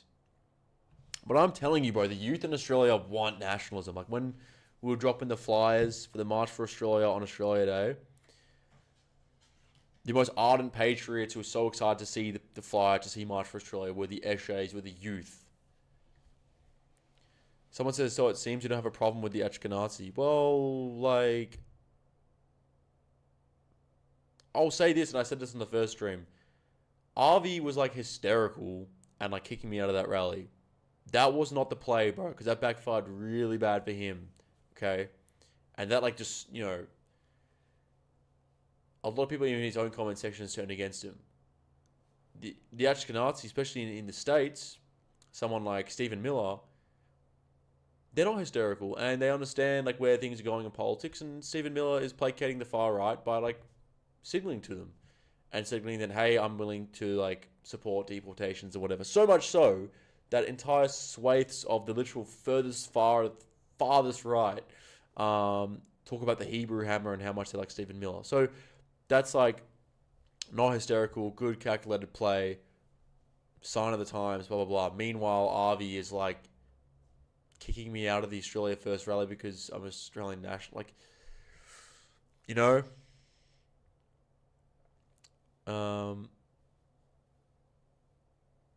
and as Jonathan Bowden says, Okay, I'm not actually going to quote that. Self-censor. So AUSPILL's gone woke. I'm not going to talk more about the Reform Party. I will eventually drop the Reform stuff, but it's interesting because since I spoke about them on the last stream, I had one of their guys reach out to me and actually speak to me on the question. And Walter Villatora, the head of Reform Australia, sold his stake, or I don't know if he sold it, but like gave up his stake in the ARC, which is Joel Jamal's company, which runs Turning Point Australia, which complicated like my theories and my scheming and my conspiracies, because he sold his shares and stuff, and that was kind of like important for my conspiracy. And then when I spoke to the guy from Reform, he seemed very nice. So I will speak about it, but I'm holding off for now. Why can I only see the YouTube chat? I can't even read the X chat. This is brutal. I have to go on X and read it. That CPAC speaker who called me out. Yeah, so I mentioned at the Conservative Political Action Committee in Australia, I mentioned this on the last stream, there were a bunch of analysts running around, and people talking about me, and also talking about groypers, and they're talking about how do we stop Australian Zoomers from becoming groypers. And like I was mentioned, I'm not gonna name them, partially because there was a few of the strategists. Probably too late for them to try and stop that. I don't know. Stop that. You can stop that by having Avi Yemeni actually be based and debating me and having me on and trying to like save his reputation. Because all he did was like, he looked at me as being like one of the only political commentators, and I've gotten flack for this. He looked at the only political commentator in Australia who like doesn't talk about that question to do with like his people, and he goes and kicks me out of the rally. Like I've actually gotten, there's like conspiracies that I am Jewish because I have spent so little of my like bandwidth on their question, and he goes and like kicks me out, and that noise or that subscription noise is so loud, bro. I fixed most of the noises from the first stream, but somehow that one slipped through. And he went and looked at me and he's like, oh, the guy who people make conspiracies that he must be Jewish because he talks a little about Israel. Let me go and press him. Nice, bro. Like, found the only unturned stone. Like in all of global politics right now, you found like one of the only people who's like, for strategic reasons, isn't talking about that question and is like forced me to talk about it. Like, nice, man. Really smart, really smart. And then it blew up his reputation with so many people as a result.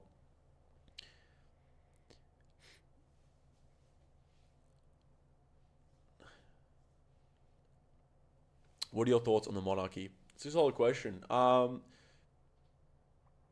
can't entertain any republic debate because if we were to become a republic at this very instant now, there would be we'd become a republic, right? We need a new constitution. Imagine if our current political class wrote a constitution, dude. Like, personally, I really like this. I really like our heritage. I love England, right? I love Australia, I love England. The two should really go hand in hand. But there's some people who don't like the monarchy and they want to become a republic. There's people on the left and the right who want that. The left more seriously want that.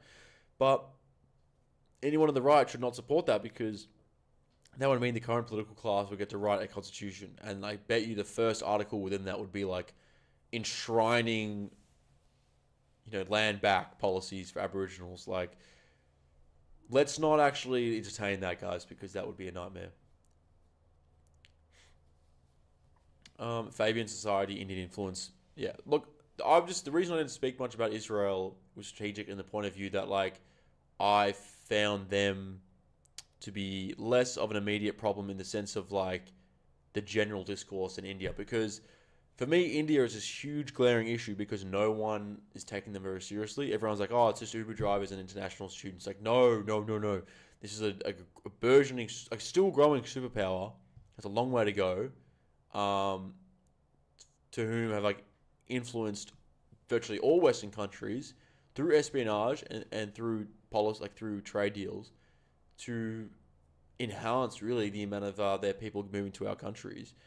and the criticisms thus far of them that have taken the mainstream are like,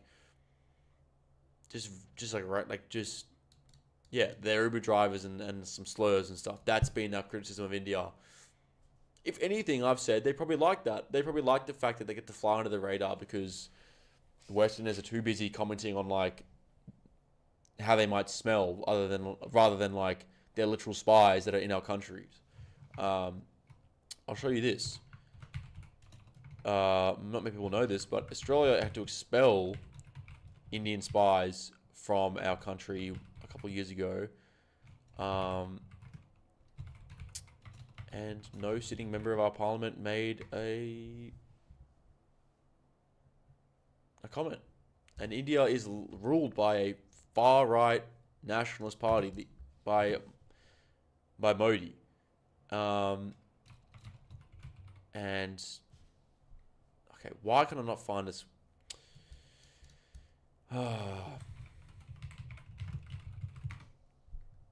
Okay, there we go.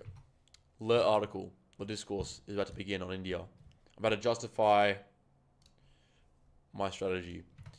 So, Australian government media downplay reports of Indian spying.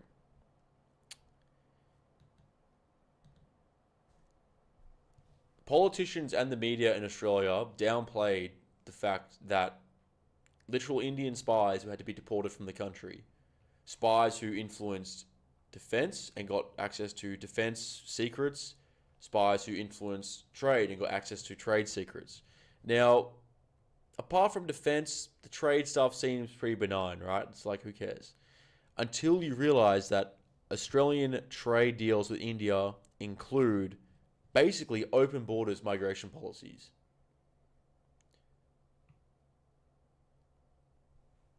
So you could argue, actually, these spies influenced Australian migration deals with India.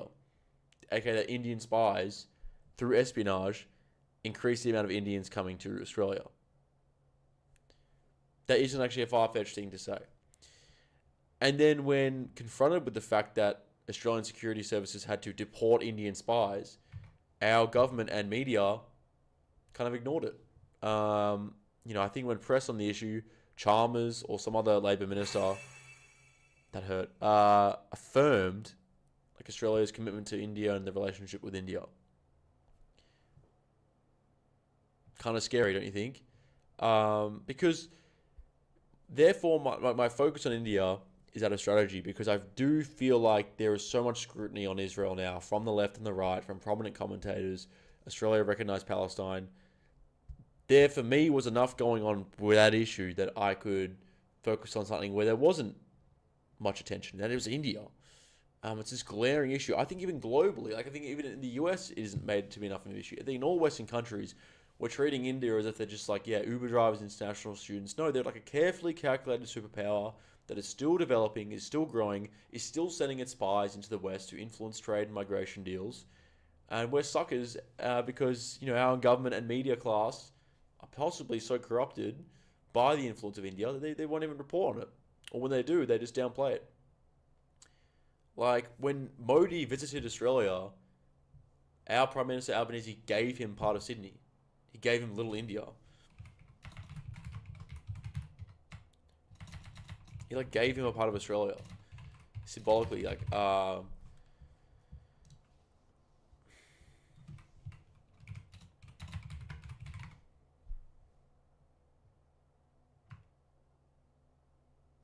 Okay. Google was, hiding the notice of news.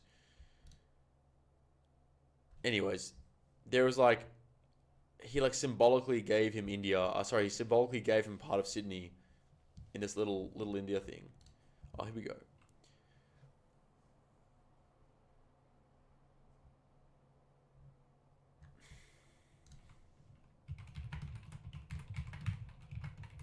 Sorry, let me just find this.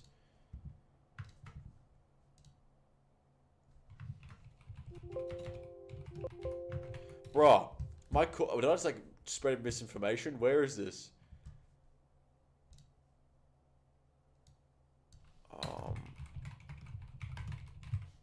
Am I cooked? Am I spreading misinformation? Hang on.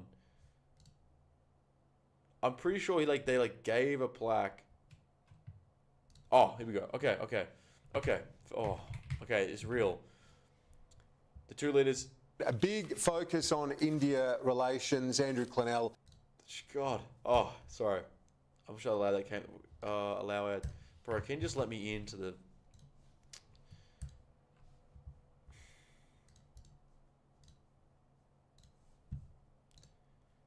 We will get bombarded with ads in a minute.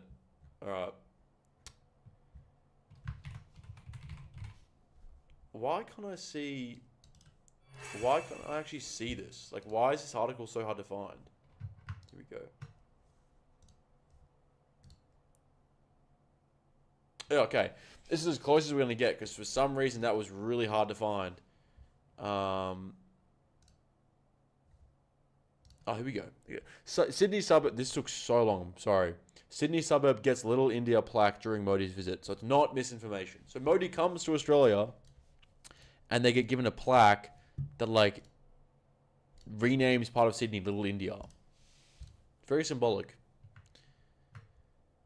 The foundation stone of the Little India Gateway was laid by the Honourable Anthony Albanese, and His Excellency Modi from the Republic of India. And Donna Davis is... oh, wow. No, I want to see Donna. Fuck.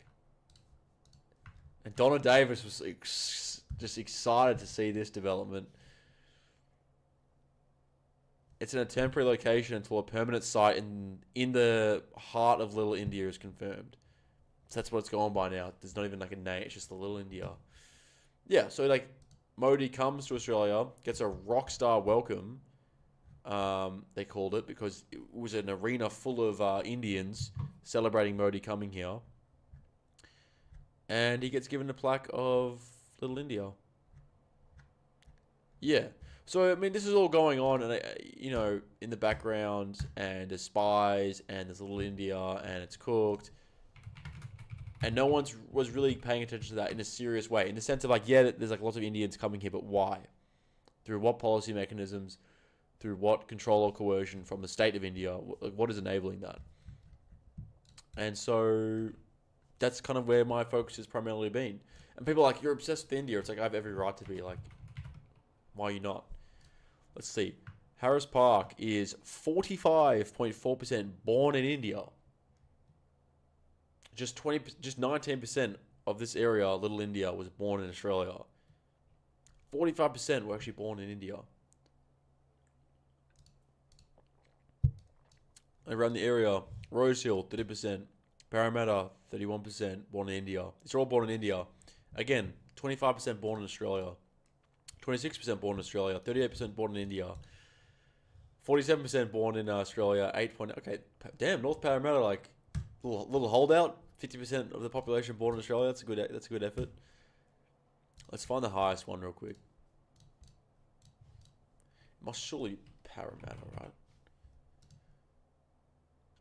39. Okay, so Westmead, Wentworthville, Northmead. Okay. I'm trying to find the lowest born in Australia percent.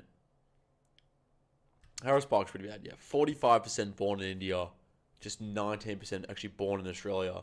Of course, that born in Australia could be the children of the born in India. It's unreal. This map is Haymarket, 13% born in Australia, 21% born in China. And that's the thing. So people will I've even had this conspiracies from like Indians in Australia, especially online. They say I'm like a CCP agent because all I talk about is India, and the scrutiny I have is focused on India. Yeah, there's a lot of scrutiny to be had with China. But as with the Israel question, that's been done. It's being done. There are like entire institutions focused solely on criticizing Australia's China relationship, as there are institutions focused on criticizing Australia's America relationship. There are none such for India. And India, therefore, gets to fly under the radar and send spies here and influence migration policy through espionage. So that's why I've dedicated so much of my time to India. I shouldn't even need to justify that, but yeah.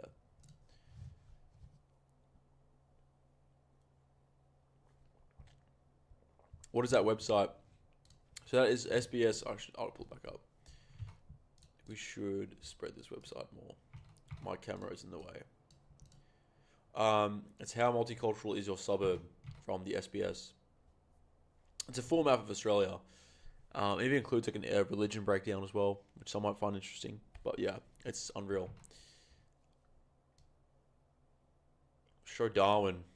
Alright.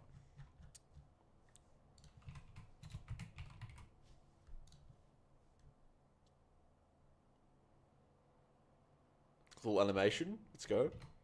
I'm covering it. Sorry. Okay. Darwin is 42% born in Australia. 7%. The highest foreign-born population is Nepal, followed by England. You know what's be interesting?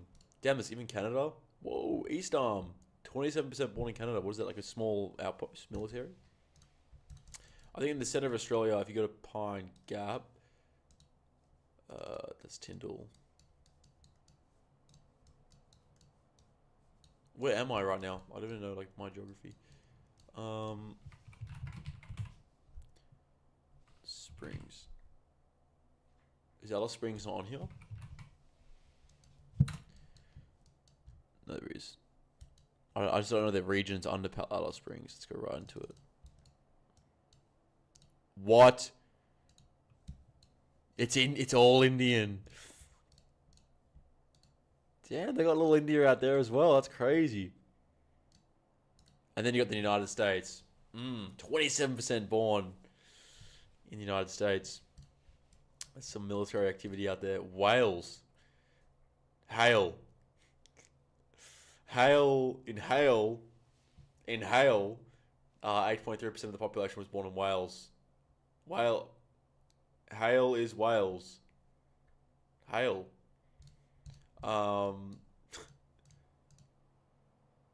Yeah, interesting. Okay. True just be a military outpost, brutal.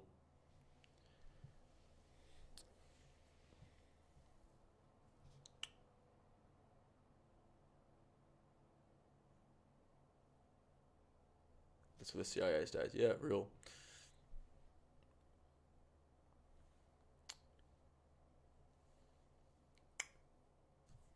I'm trying to think what notice article I can pull up next. Yeah, this is that's actually a good point. This is Hale, Australia. So this is in Hale. This is Hale in Australia. So if you go to Hale, Australia, or Australia Hale, not Hale. That would be correct. You go Hale, Australia is full of whales.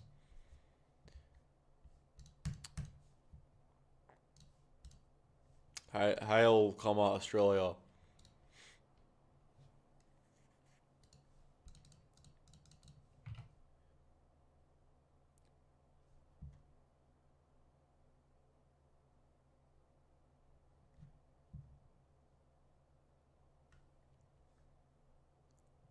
Melbourne Western Suburb. Okay, I'm going to do Melbourne real quick. I think I've already gone over. I know that personally, but for the sake of just showing off this tool a little bit more, Melbourne, the West. Actually, let me just check because I need to go somewhere this weekend to do an IRL stream in one of these suburbs. So I'm going to showcase to you the diversity. So we'll have to pick one, actually. I might do a poll on X or somewhere. I'm going to figure out where I should stream. So the West is as you'd expect. It's quite interesting. They've if we're looking at this like a battle map, like some plans, we have India is performing a pincer movement on the CBD, which has already been lost anyways to China. But like we're losing the core. I think there's Trug. If you go Tarnate, 28% born in India. It's not really that bad, is it? Only like a third of that area was born in like another country that isn't England. Wyndham, 13%, 14%. What's that one that starts with a W in the north? I think the north is even worse. I think the north might actually be worse. Wollert. Bullet, 20% born in India, 3.3, 6.2. Wow, so it's actually like, compared to what's going on in Sydney, Victoria kind of gets away with it. I'm saying that as in Mickleham is 16% born in India. But still, 50% born in Australia. Hey, at least half this suburb is born in Australia. You know, take what we can get. 25%. There must be some one, surely. Is anyone like a really egregious one I can pull up real quick? This is why Dutton lost the last... Yeah, which is why the Liberals in the next election will be very pro-India, very pro-migrant. Because whites in Australia aren't sufficiently motivated on the grounds of ending mass immigration. They aren't single-issue voters on immigration. According to political consultants firms like Redbridge, Indians actually are. And Indians are motivated by a near single-issue focus on immigration, such that parties, in order to win their vote, will have to be pro-immigration.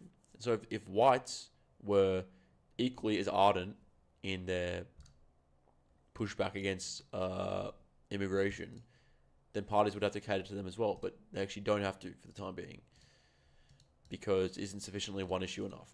White voters are stratified across like freedom issues, main issue is cost of living, etc., etc. Immigration takes sort of the back seat, and so if we want to see the Liberal Party, if we want to see the Liberal Party touching immigration from a very skeptical point of view again, that would mean that their core constituency has been motivated enough about it, which is part of the mission, is to try and have white Australians see themselves as a political group, one that should formally organise on grounds and things which relate to them and their interests. And I think it is the interest of the majority of white Australians not to become a minority, at least those who are educated on the consequences of becoming a minority. And so therefore, the mission is to activate them essentially into political action and identifying with their team. I think the analogy goes, it's like, groups like the Indians, group like any ethnicity, you could even say the Jews, for example, they organize on ethnic lines, which is totally natural and fine to do. And I don't really hold them against the Indians for doing, or any group for doing.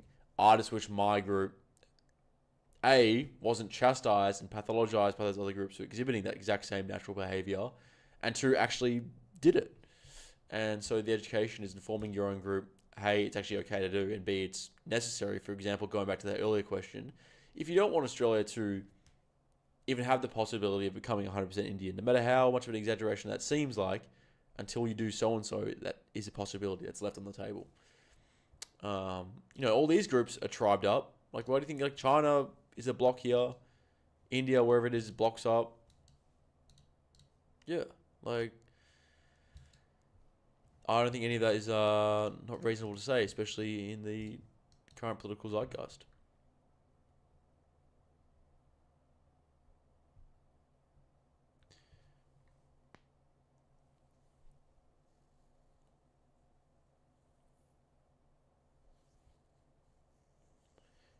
Indians wouldn't be coming if we weren't occupied by Israel. I don't know. There's like I feel like at least the financial interests around migration are diverse enough that even if that group didn't hold a significant amount of power in Australia, that they probably still would be mass immigration, or like a reflection of it. Like, I think again, like, it goes. The issue is primarily within our own group. Like, if we were politically organized, even in the most basic sense, we don't have to say we're being subjugated by some out group. We just need to organize on our own lines. How do you activate the young men? By making politics is cool. Politics is attractive. We are dissentient. We are very transgressive in our views. That is attractive. That's attractive to a lot of people. And the right wing, to quote Bowden, just needs to be more sassy and cooler and I think he even says sexy. That's how the right will defeat the left and the center. Yeah, because it's very edgy to be right wing now. It's not edgy to be left wing. It's like all this modern art you see that people rally against. There was a time where that form of art, the abstract art, was very controversial and intellectual, and it was like, wow, it's really, against this Roman statue, just having like a canvas with like paint thrown at it is very, almost like controversial, right? But now it's like it's all you see, and if anything, it's controversial to the Roman statue. And so it's like now in politics, where it was super controversial to be like some punk leftist in the 70s or 80s, now that's the beliefs of the system, really, writ large. And it's the reverse. It's controversial even, I guess, to be like trad, but I think more politically expedient is traditional to promote. Sorry, it's controversial to promote issues that used to be natively inborn to us, of like group preference and loyalty, and that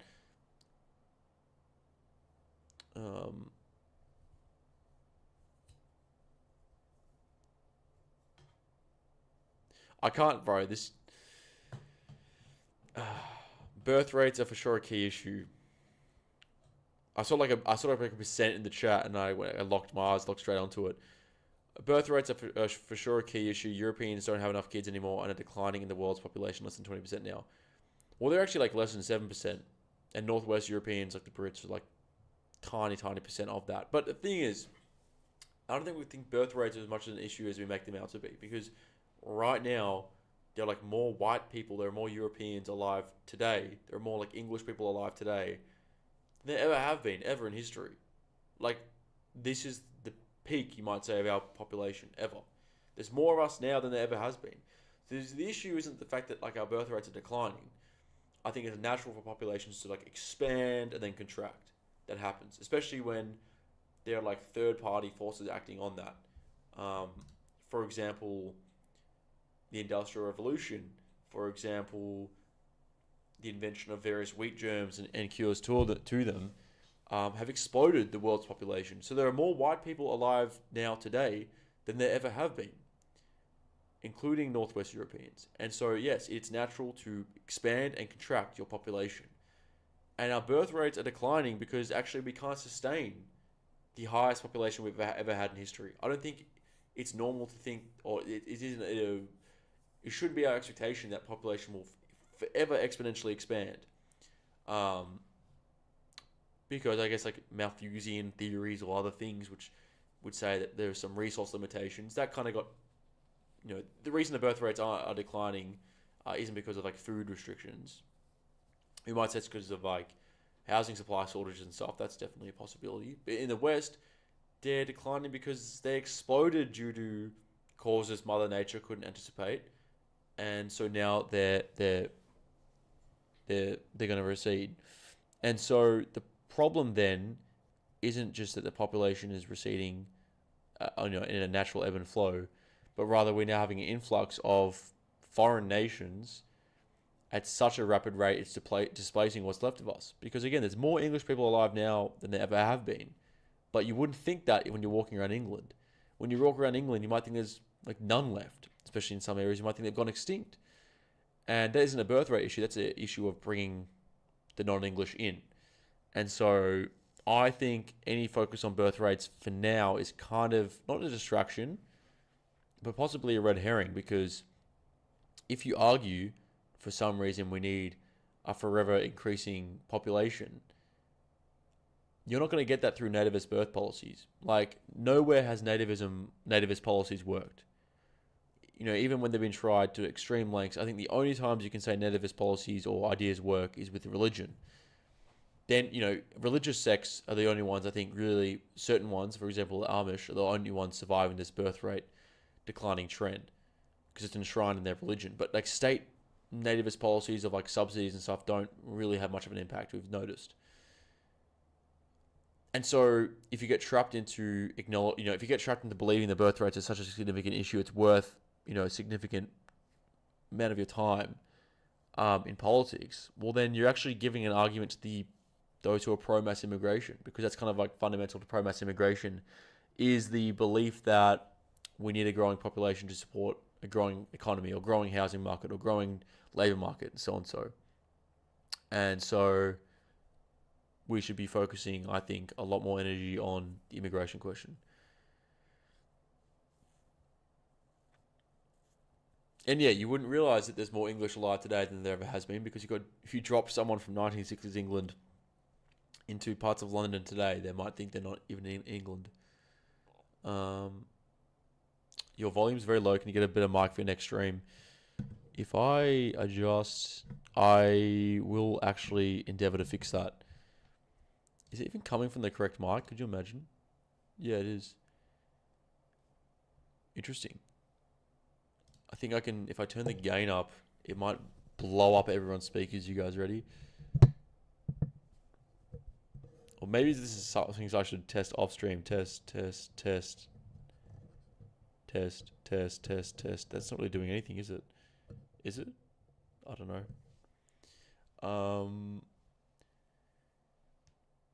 Yeah, continuous growth is also known as cancer. Yeah, so we shouldn't be focusing on the birth rates too much, I don't think. It's cutting out at times. Bro, is my audio really this cooked?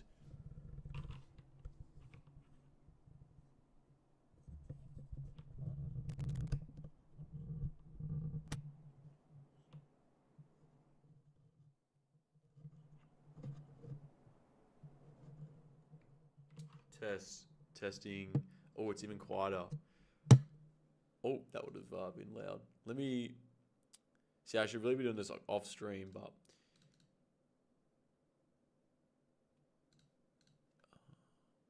test. Oh, test. Okay, this might be too loud. Is it? How does that sound?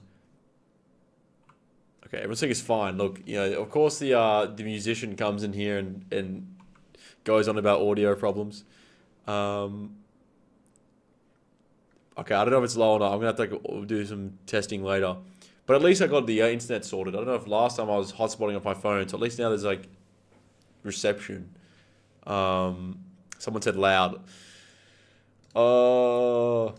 Too sensitive. I see. All right, ready? We might do this as well. We might chuck this on. Now, is that better? Now we'll have some noise suppression as well, so it shouldn't just be going off. But yeah, I need to set the mic up better or get a new one. This is one I've had since like the Fortnite days. Before then,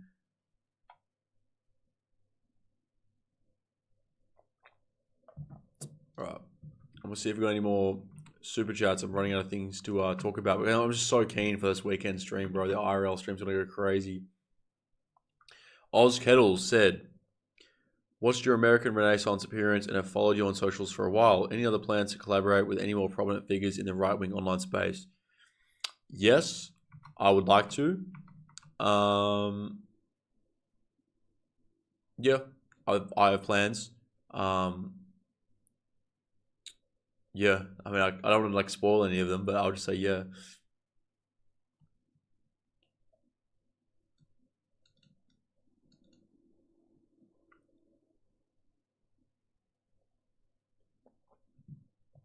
Oh, and I got another one from fellow comrade. He said, test. Why are you talking about your gym supplements? Look, I'm natty. Someone in the chat asked me that, but yeah, I am natural.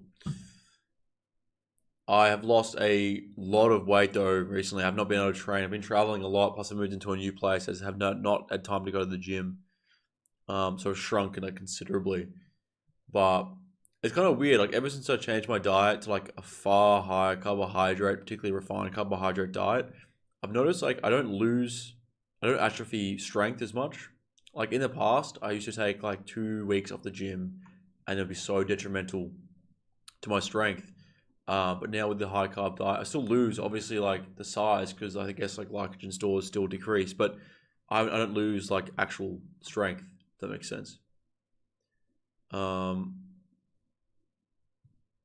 Am I checking my Discord? Well, it's not mine to begin with, but I've heard some good things going in there, but every time I check the chat in there, it just reminds me why I never did a Discord.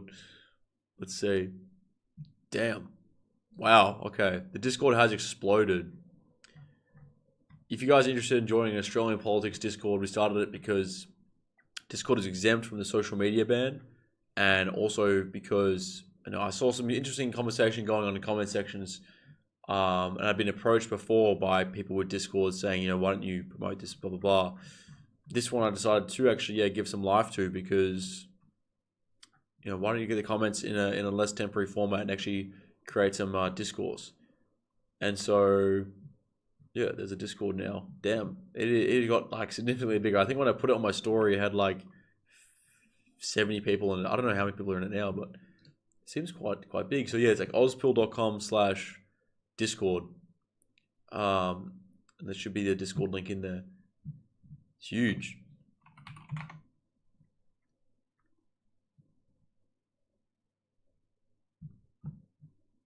I don't think I can share it on the stream though. I don't know. I looked at it earlier today in the chat and I was just like, okay. I'm hoping the mods can like do a good job.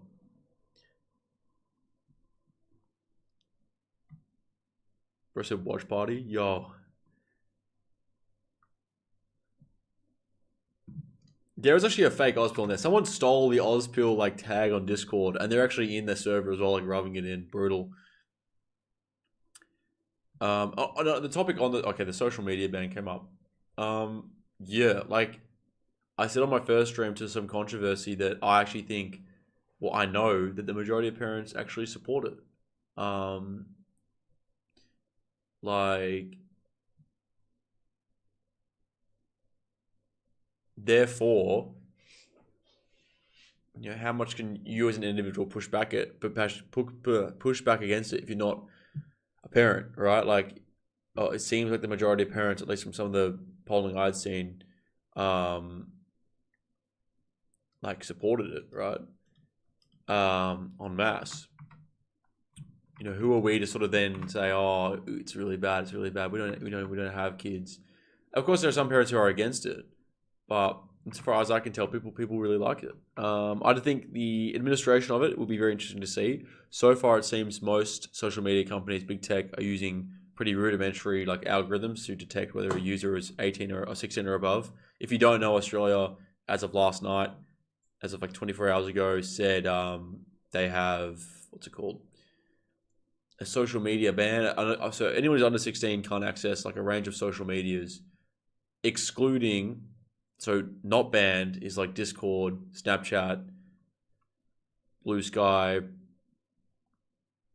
some other things. Like, honestly, the ones you think they would ban first if you're like trying to protect children. But yeah, that ban was supported by the majority of parents, because I think most people will generally say that social media is harmful for kids. The issue that I and others on the right have is the fact, or even actually people across the aisle, I shouldn't say just on the right, and the left and the right, is the way the ban will be administered. Because what people thought was going to happen was that to use any social media, you have to give them your ID. And you're going to let the government know what accounts are yours. Which, by the way, look, if the government wants to know what social media account belongs to who, they have the tools to do that. There's like backdoors into your CPU, like into the most central parts of your devices. Like, unless you're running Tails on a laptop you bought with cash while avoiding the CCTV that never connected to the internet, like, you know what I mean? Like, they're gonna know who's. Anyways, so people's fears was that they had to upload their ID to use social media. That hasn't eventuated. It seems to be just some like algorithm just detects whether you're of age or not, and if it detects you're obviously not 16 and above, which I can probably say most algorithms can accurately do. Algorithms like so complicated beast. I reckon they've got a pretty good accuracy setting on that. Then you have to confirm your identification using like a face scan, which goes to some third-party processor. That maybe is a problem, you could say, if it's like a false positive. But maybe there's been some malicious compliance from big tech, like, which is what I suspected would happen. Some of the bigger tech companies are sort of just saying, "Oh yeah, we'll ban under 16s. Australian government let us like implement this feature," and the feature they implement is the most rudimentary like face scan ever. There's that avenue as well, which I'm sure many of them are doing. Yeah, so someone said kids have been uploading pics of dogs and AI-generated adults and passing the AI test. Precisely. So I think malicious compliance, big tech's like, yep, okay, Australian government, smallest, 27 million people, we'll roll out the big guns. We'll make some really complicated technology to ban the youth from social media. They roll out something that can get fooled by pictures of dogs and AI people. That's what I mean. Yeah, AI, yeah, exactly. So X was actually banned under the social media. X was included in Australia's under 16 social media ban, but Blue Sky wasn't. Interesting. You get to wonder why that is. Maybe it comes down to whether the legislation was written, or maybe it was someone's, discretion. I don't know, but very interesting nonetheless. But Discord wasn't banned, right? Snapchat wasn't banned. Someone asked me, I was on a stream last night with the stream of consciousness, and they asked me about the social media ban and like how, would I have still become AUSPILL if the social media was banned growing up? And I sort of said, the AUSPILL stuff sort of happened much later in my adulthood. It wasn't really like in my formative youth, but what was formative in my youth was Snapchat, right? Like, and that's not included in the ban. So, yeah. Musk isn't cooperating. See, I don't know, because I haven't seen anyone who's been like locked out of their X account. I think because these algorithms they can deploy to detect people's ages are just so good and accurate, and they haven't had false positives yet. Snapchat is banned.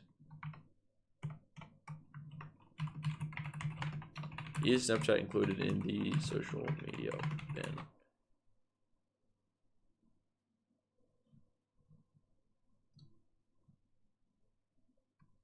Whoa, I spread the misinformation. Snapchat is actually banned.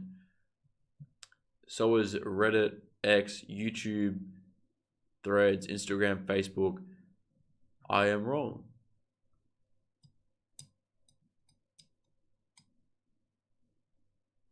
Wow, okay.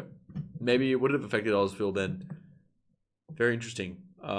So someone said Trojan horse. Yeah, so that is like generally the idea from the right of skepticism of the social media ban.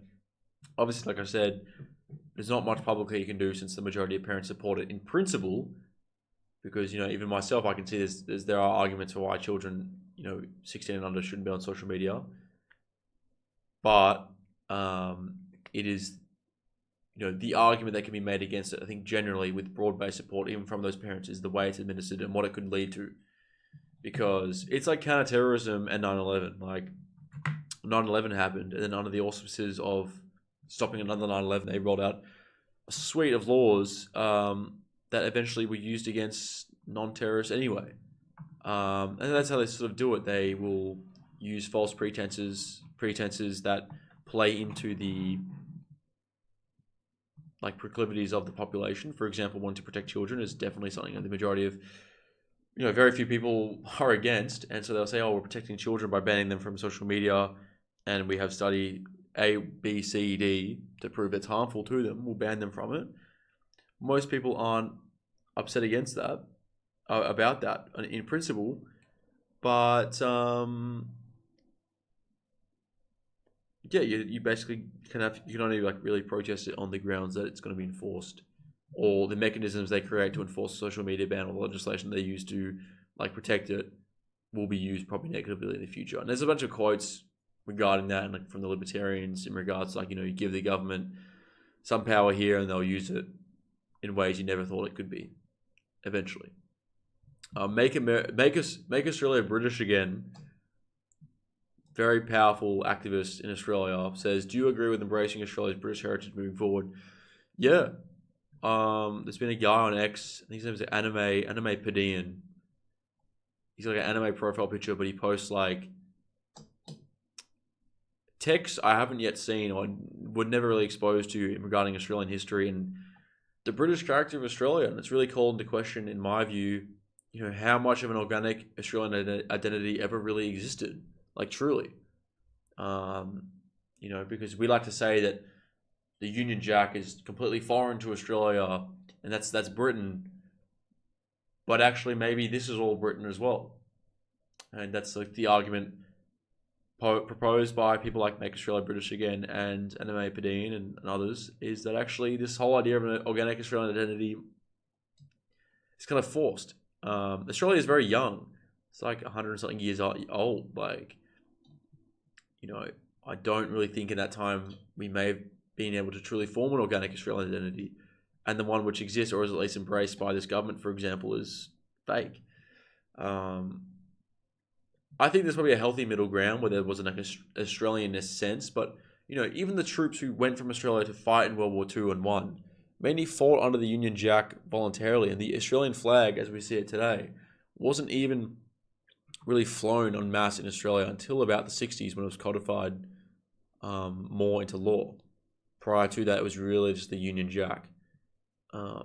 There's been a big effort, I would say even propaganda, to try and convince people that like Britain, you know, at 1901, Federation of Australia, bang, organic identity. No, like there was still a heavy sense of being not, you know, obviously we're descended from the Isles, but like quite literally being the Isles now here in the South.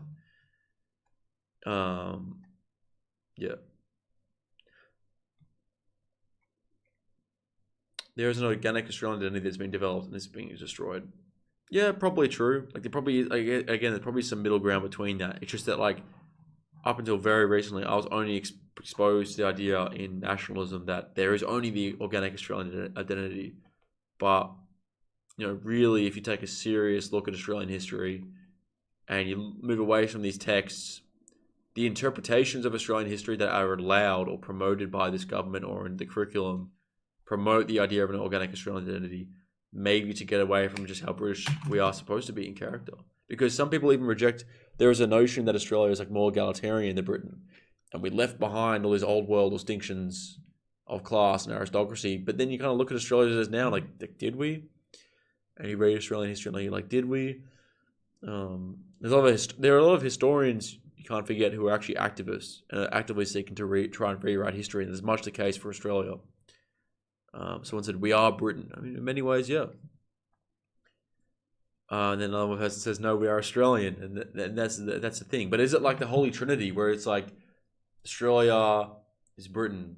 You know what I mean? Like you can be two things at once. Are they really in contradiction to one another? Because again, is this Union Jack like symbolic of the Westminster system, or is it symbolic of like that being like our race? Right? If you're not British or Irish stock, you're not Australian. Yeah. That's where the organic Australian identity could come in from, like ethnogenesis. Some say like, you know, a broader European ethnogenesis comes to form the Australian identity at least, rather than like the ethnicity. Read super chat. Someone said, "Oh yeah, the super chats. Let's check." Oh, the read. No. Tortoise said, "Why do you refuse to answer the Christmas prawn question?" I don't understand it. I don't know who Tom is. Do I? Oh, and then the next one is from Thomas. Thomas said, all conservative parties are Israel controlled. Another reason why immigration is so bad, it has never had a real chance to slow down. And they're like, I can't tell if those are two like connected points there, but like I think they're Israel controlled because like the old guard up until this point, many are doing it for free. Just totally believe that you can only support the democracy in the Middle East, and that is like your natural position as a conservative. And many don't even get paid $7,000 to say that. There's just like their genuine view, just as a result of their, you know, they fell for it, or that's like genuinely what they believe. However, the young guard obviously don't have that natural inclination. They're skeptical of that, and that's shaking things up in conservative movements worldwide.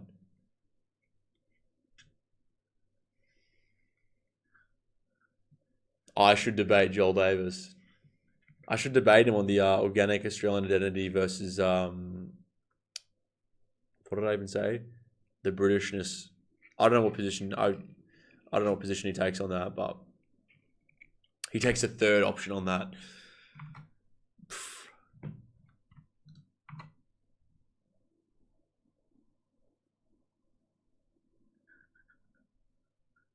Okay. And then the second part of that question was another reason why immigration is so bad is that it's never had a real chance to slow down. Yeah, it's like a ratchet effect. It's like, since we know immigrants, you know, on average support further mass immigration, you know, we can assume then therefore that it not having a chance to slow down means it's only had a chance to exponentially grow. Right. I think that's a reasonable statement. Like, yeah, I agree. It's also so bad because, as I was mentioning earlier, we don't like politically identify with our own group and our own interests, and our own interests might just be slowing down mass immigration for the point of reducing. Because again, if we want a semblance of democracy where we decide, you know, the direction of Australia, if immigration reduces elections to ethnic headcounts, where, for example, in Australia, just due to the size now of the Indian diaspora, which is 1 million strong, which is more than doubled in the last 10 years, as a result has influence over the Liberal Party politics, as a result has, you know, in order to, for them, that group to be won over, at least in part by the Liberal Party, has forced the Liberal Party to shift its views on immigration to that, basically a left-wing one. Yeah, we can determine that, like, to take almost a control back on the direction of our nation will involve like the same national-oriented like group political identity as the Indians, for ourselves to then be single issue on immigration. Man, it's 11:30. I'm like cooked. I've been out flying all day again. March for Australia, Australia Day. Out there in Frankston with the Patriots. What was the point I was making? Oh yeah, like democracy gets reduced to an ethnic headcount as diasporas like assert their will over ours, and ours is disorganized because we don't have an identity to organize around, and therefore to like elucidate what we want. And there's like a huge argument in the chat in regards to the Britishness of Australia. You know, you should hop in the Discord and talk about that. That's what I'm going to do after this. I'm going to be sharing some resources in there in regards to this.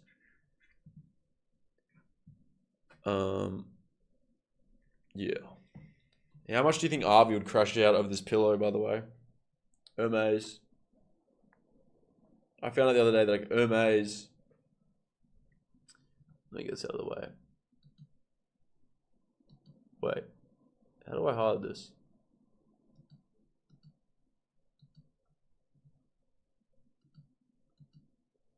There would. Okay.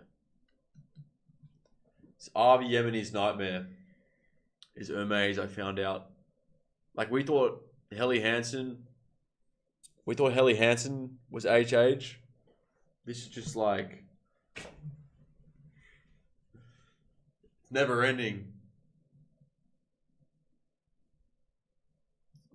You know? I did my market research for the H's. I think the next rally I rock up to, gonna go to see Avi Yemeni. I'm gonna be dripped out. I'm gonna be so like H'd up. You're gonna see me at March for Australia like this. Is it cold in there? Yes, bro. I just moved into this new place. There's like no heating or cooling. It's whatever the elements want it to be, and it's cold. I'm blanketed up. Wholesome. But yeah, Avi Yemeni nightmare.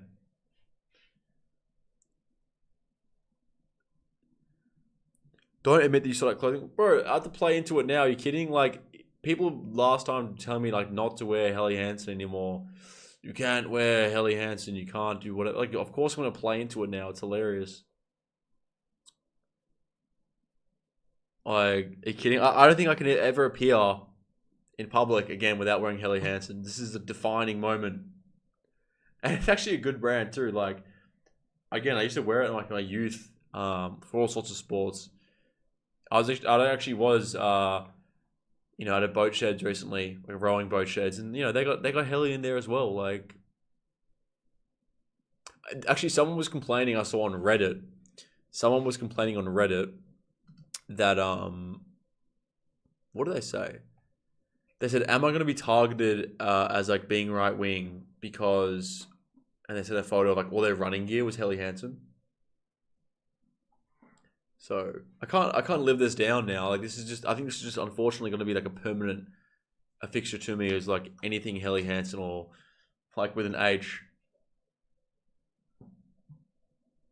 Like how good is that, bro? Of course I had to cop. Like he's made that like my identity. Yeah, Helly's a popular brand. I don't know like why. Yeah.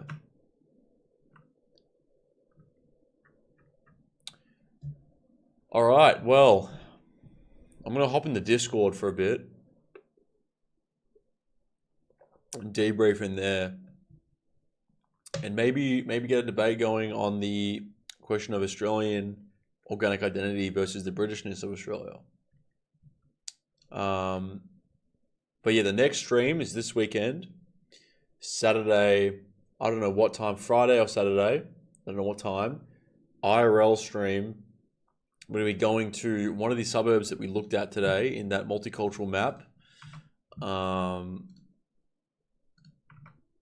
One of these suburbs. I haven't decided yet. I was thinking of Box Hill. Yeah, 30%, right? Like I was thinking of Box Hill maybe.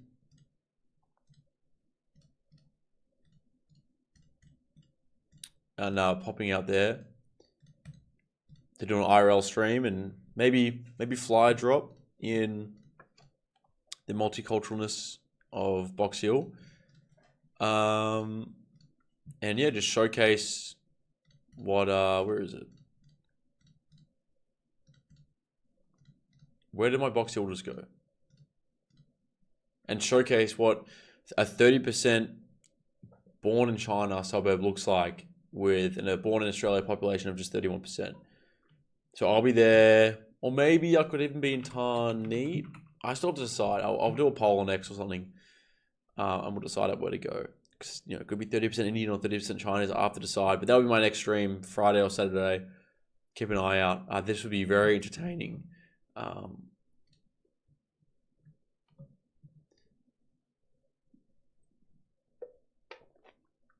My Discord, if you go to auspill.com/Discord, it'll link you to it. It's weirdly doing really well. I shouldn't say it's my Discord, but it's one I'm like promoting and will be active in, because again, like Discord is exempt from the social media ban, which I suppose wasn't as strict as we thought it would be because they're not doing like RD checks or anything. But I don't know. I think a Discord is good just for like the Discord, just for the discourse. Someone said I'm gonna get jumped. I'm gonna have heavies with me, dude. I'm gonna have heavies with me, and we're all gonna be rocking Entes. We're gonna run like 50 deep. I'll be calm. I'm gonna check in with the local lads, the Box Hill lads. You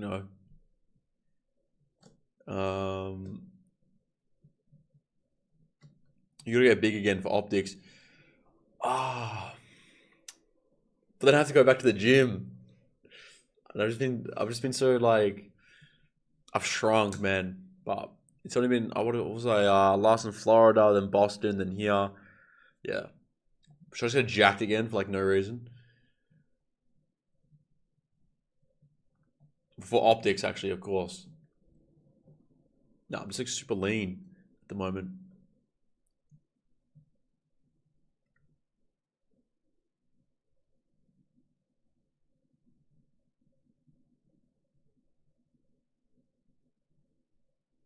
Live gym stream.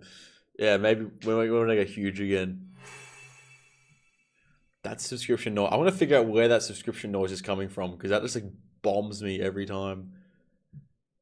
Go back to the gym. I know, like I get like super locked in. I was locked in for America ruined me, bro, when it comes to the gym, bro. America cooked me. I was just so busy, bro. Like prior to the States, I would like sacrifice certain events social events for the gym. Like, oh, I've got to go to the gym. I can't make it. And in the States, it was just like too much good stuff to pass up, so I didn't. So too much stuff that I didn't want to pass up, such that I was passing up the gym instead, and it's sort of like it's taking the back seat. But that was probably a healthy direction to go in, I think, because you can get very obsessed with the gym.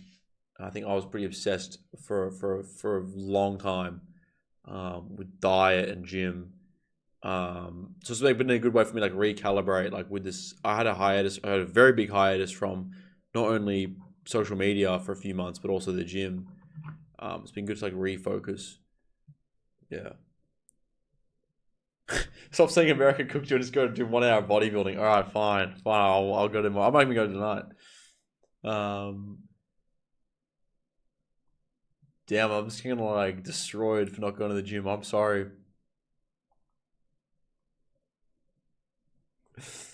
Yeah. When I start getting attacked by everyone for not going to the gym, that's probably like the time to like end the stream. I haven't like checked. The X chat was just like not coming up. Was I even live on X this entire time? Oh, I mean, how do I read my own chat on X? There's no historical chat, or is it just nothing in there?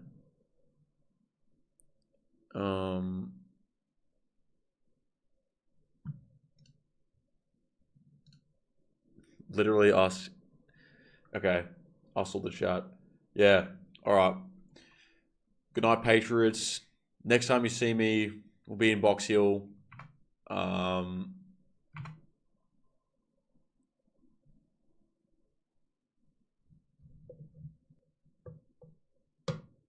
Weakest Peter. Yeah. Actually, yeah, I'm drinking like this coconut water. It's like chocolate. It's like sugary, chocolatey coconut. Ray Pete. Saved me. Ray Pete saved me by like making me not go to the gym. It was brutal.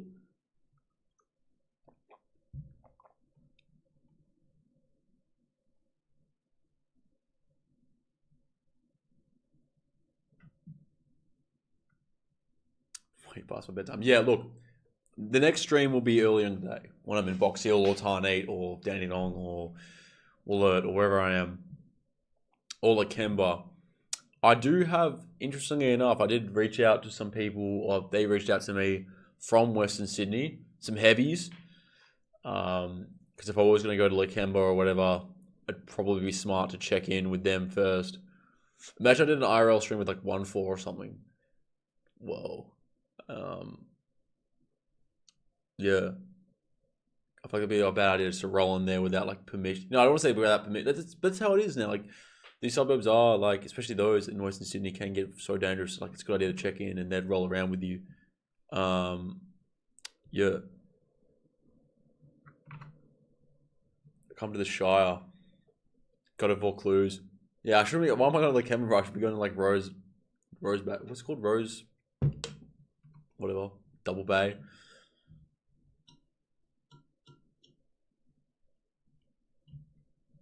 I'm gonna hop in the Discord and just wrap up real quick. I'm gonna see if anyone wants to like talk to me about the Australian identity versus the British character of Australia. That's let me pull up the auspill.com. auspill.com/discord. Does that work? Yeah. You just click this button here when you go to auspill.com/discord. You join it. Bro, this text I put under it, I cringe so hard. I'm helping to promote it in order to bridge the gap between, like, dude, just shut up and... Yeah. I think I put it on there because it's, like, bad for SSO if you have, like, a textless web page. And I just put lol in there, I think, to try and diffuse how serious it sounded. But, yeah. And also the new TikTok. Man, they took me down to 250 followers on TikTok. Brutal. I'll build it up pretty quickly. I'll cook on there. I'm consolidated to one account now. And also there's still room for... Okay, there probably isn't room for me to get my old accounts back. Because I can't contact my TikTok representative because they banned both my accounts. But I don't know. Maybe someone in the US State Department can like get me out of there. But very interesting timing in regards to getting banned from TikTok after the Arby thing, after it was acquired by Oracle as a key investor, after these, just before the social media ban came in, you know, as the National Security Investigations Team finishes its weekly blitz. Very interesting stuff there. So, yeah, that's the stream. What did we first touch on? And the first thing we spoke about was this two-tier policing, where if you're a leftist, you can literally bomb military conventions and not get a jail, and the same judge will jail right-wing people who are freed on appeal to a higher court anyways. So, this story, I probably should make a video on this. This story should blow up. Yeah, okay. Funny pun. Okay, that's enough. All right. W stream.